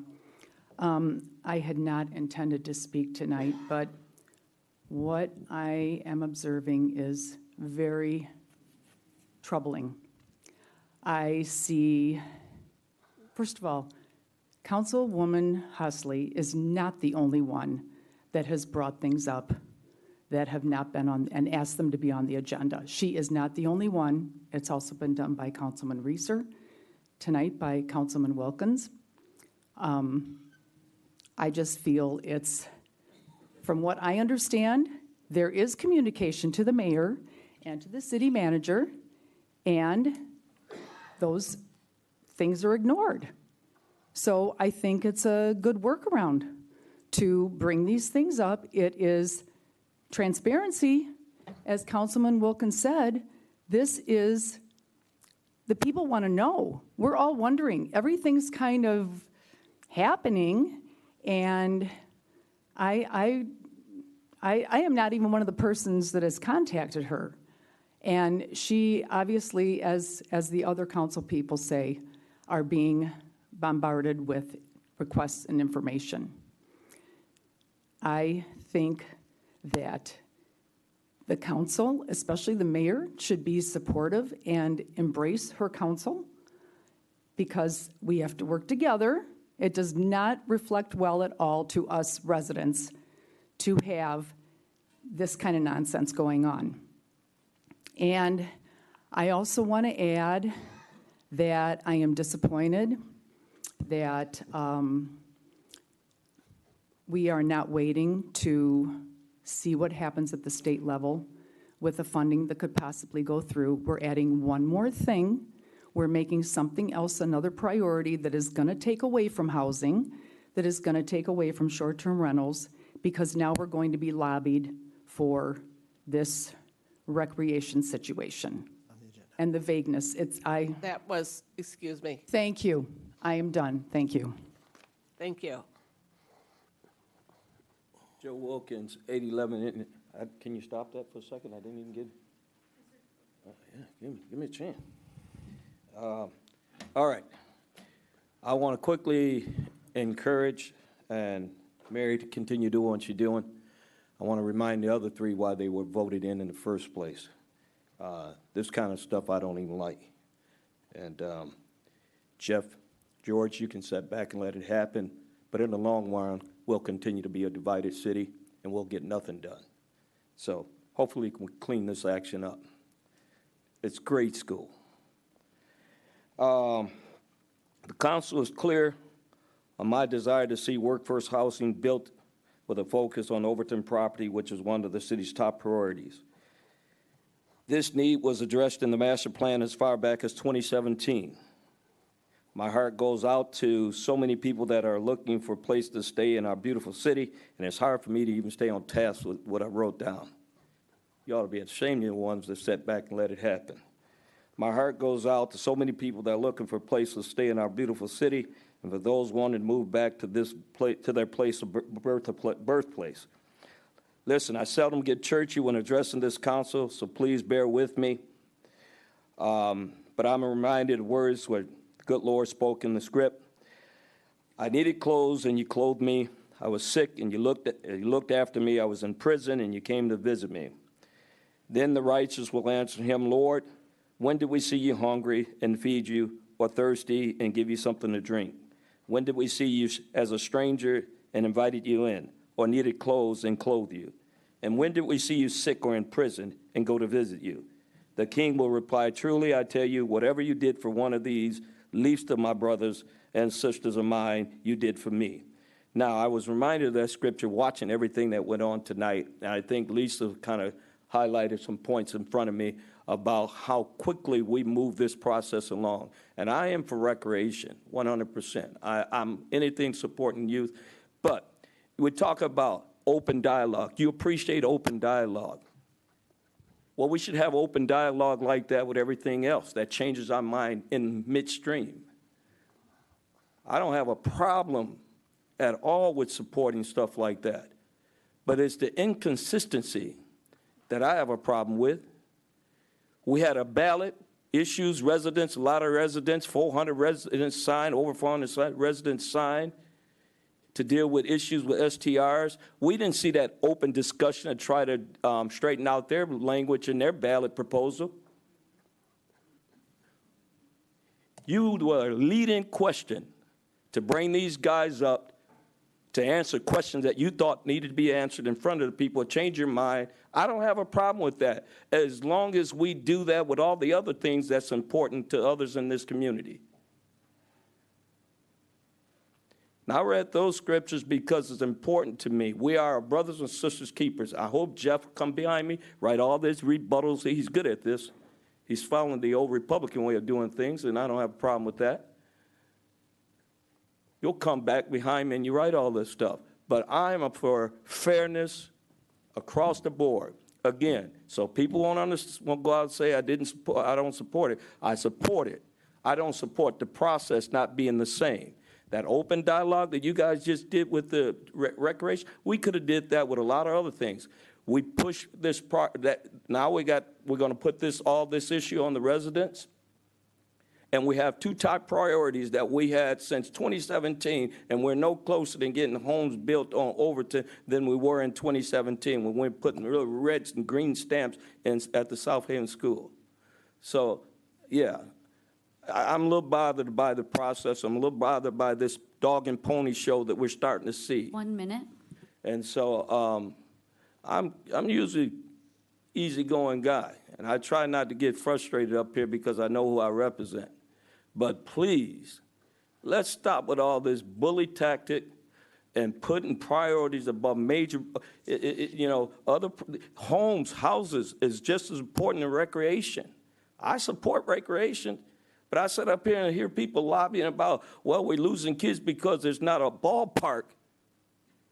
That's an insult to people that come to me and crying about the homeless, the man that I saw in the library with all his goods in the library because he had no place to go. And you come here and tell me that we're losing people because we don't have an extra ballpark? And I'm for ballparks. I'm for kids, so don't get it wrong. I'm for this recreation proposal. I just don't like being insulted. We're losing kids because there's no homes. Your time's up. Thank you. Any more comments? Moving on. City manager comments. It looks like I've kind of now knocked out a lot of things I was going to say, so I will just talk about that this week is Public Service Recognition Week. And I just want to talk about the fantastic team that provides all the services that this city benefits from. But it's not just city workers, it's your firemen, it's your teachers, it's everybody who works in public service, government workers for federal, state, and local. So just wanted to highlight that and thank everybody for all that they do. That's it. Thank you. Those are my comments. Letitia.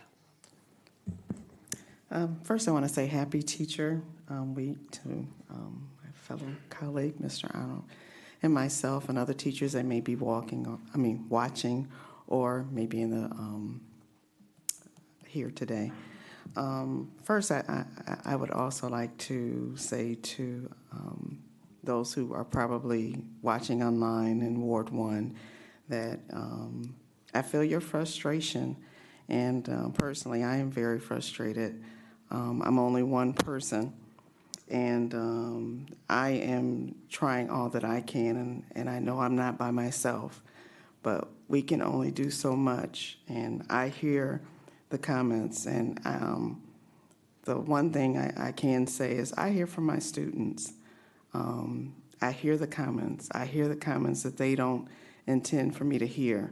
I hear the frustrations. I hear the struggles, going to the grocery store with their parents and they can't afford things, or they're living in a one-bedroom apartment and there's 3 people and they have to sleep on the couch, which is between the living room and the kitchen, and their sister has to sleep with the mom. Those are comments that I hear on my job. So it is hurting when I don't feel like a community is coming together to try to fight for what is right and do the right thing. We need housing. We do need recreation, but we need housing. I have several students in my classroom that I know are homeless, living in buses, living in tents, and we're fighting, and it's bothersome. And I apologize, but, to the community, because there are some of us that are trying. I heard a student say today, Mrs. Wilkins, you saw that house just went up for sale? I said, yeah, I did see that. $270,000. We looked it up. $1,700 a month, not including taxes. Who can afford $1,700 a month when the average person in South Haven is making what? Less than $40,000. They can't even afford $1,200 for a one-bedroom apartment. And yet we can't seem to get together as a community and put our issues aside and come together and join hands for one thing, and that is to save our community. I've been here 54 years. There's other people who have been here just as long as I have or more. And it doesn't matter if you're here 10 years, 5 years, you're still a resident. You still have a voice. Do something. Say something. Just like I heard people say things tonight for recreation, please say something. We need housing. We don't have it. If you care about the school system of which I work for, which Jeff works for, other people work for, in a minute there won't be a need for a teacher. Our student population is declining, and I didn't mean to be this long, but that's just what's on my heart. And I just had to say it. Thank you. George. Just real quick, I wanted to shout out to the many people that I was participating in an event on Saturday put on by a local restaurant and Corona beer, and it was cleaning up beaches. And I even met a couple that drove down from Grand Rapids to help clean up our beaches. So thanks to everyone that participated in that. And just if you happen to be a boater and you're smoking, don't throw your cigarette butts out the boat because they end up washed up on the beach, as I end up picking up a lot of them. That's it. Thank you. Joe? Thank you, everyone that came out tonight. Thank you for your comments. It's hard to put this into words, but I'll do my best. And I'll use a comparison. In corporate America, the top person in any company sets a tone. They set a corporate culture in that company, one either negatively or very positively. In this room, in front of this room, our council, here's what I felt tonight. I felt tension. I felt a lack of cohesiveness. I felt absolute frustration among many of us. It shouldn't be that. A leader should be able to create an atmosphere up here that brings people together, both the 7 of us and all the residents, and it's not happening. And I say that as not a criticism of any one person, but I will tell you, one person sets that tone, and one person can make a difference. And we are all here for one reason, and I've said this before. You, the residents, are the boss. We work for you. Sometimes we feel up here, some of us at least, that we can't get to first base because the leadership is not working with us. And I almost feel like it's working against us, and it's very frustrating. And I'd just like to have you give it some thought, because it doesn't have to be that way. We should all be working towards the one common goal and be smiling and be happy up here. And all of you should be happy with us being up here. And lastly, we have residents that literally want to help us. We had it on the beach safety. We had the other gentleman stood up. He says he's one of 10 people that want to help us. We should open our arms and have them help us. Thanks. Mary? So those along North Shore Drive have probably seen signs going up. So there's a press release. If you go to the city's website, it's newsroom number 1 with regard to the sporadic closing starting tomorrow through May 9th. Thursday is Planning Commission, and there will be a presentation by Edgewater on the shoreline protection study that was just finished. That will hopefully help us with our shoreline and where we're doing our master plan updates. And on Wednesday, I am going to be attending a resilience summit in Lansing, so I'm hoping to come back with a lot of information. I get to play a water game. Looking forward to that.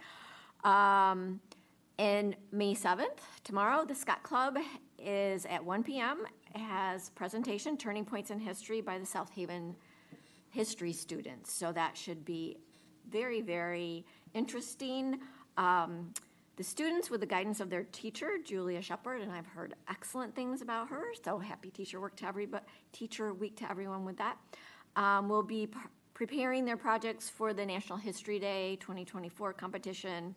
And so please attend and be the live audience to witness the results of the hard work that goes into these wonderful projects. And last but not least, thank you everyone for coming out and for contacting us. I had several calls over the weekend with regard to a few topics that got put on the agenda Friday evening. And so thank you for your involvement. Thank you. Wendy? Okay, I just have a few things.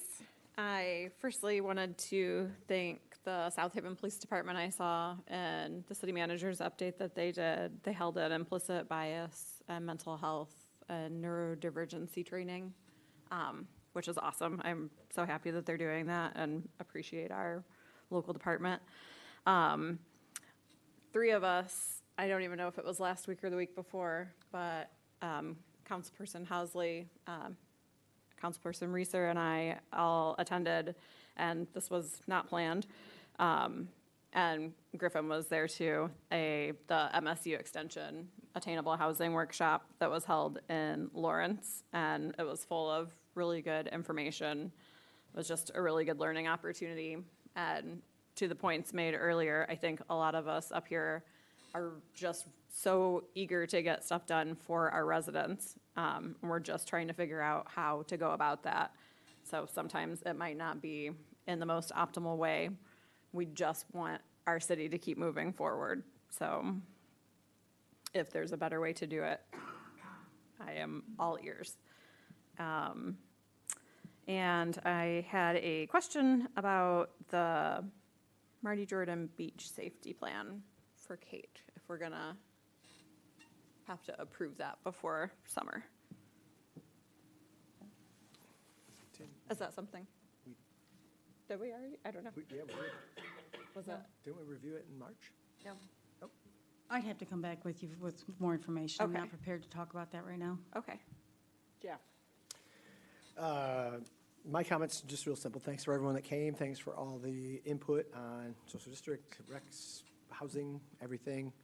Yeah, that's my only comments. Okay, thank you. On Saturday, Kate and I and Kim Wise and some other city staff attended the annual dinner for Shays, and it was a great evening. And I want to again congratulate J.D. Quinn, Captain J.D. Quinn, who was named Firefighter of the Year. So we're always grateful to Shays for their dedication and courage and service. So it was a great evening. Thank you. And next on the agenda, the City Council will be asked to consider a motion to go into closed session under Section 8(1)H of Michigan's Open Meetings Act to consider material exempt from discussion or disclosure by state or federal statute, specifically a written legal memorandum from the city attorney protected under attorney-client privilege. Is there a motion to go into closed session? I move that we go into closed session. Second. Roll call, please. Arnold. Yes. Hasley. Yes. Onuki. Yes. Reeser. Yes. Sleeper. Yes. Wilkins. Yes. Brown. Yes. We'll get the doors open. We can also try to take a little break on the way out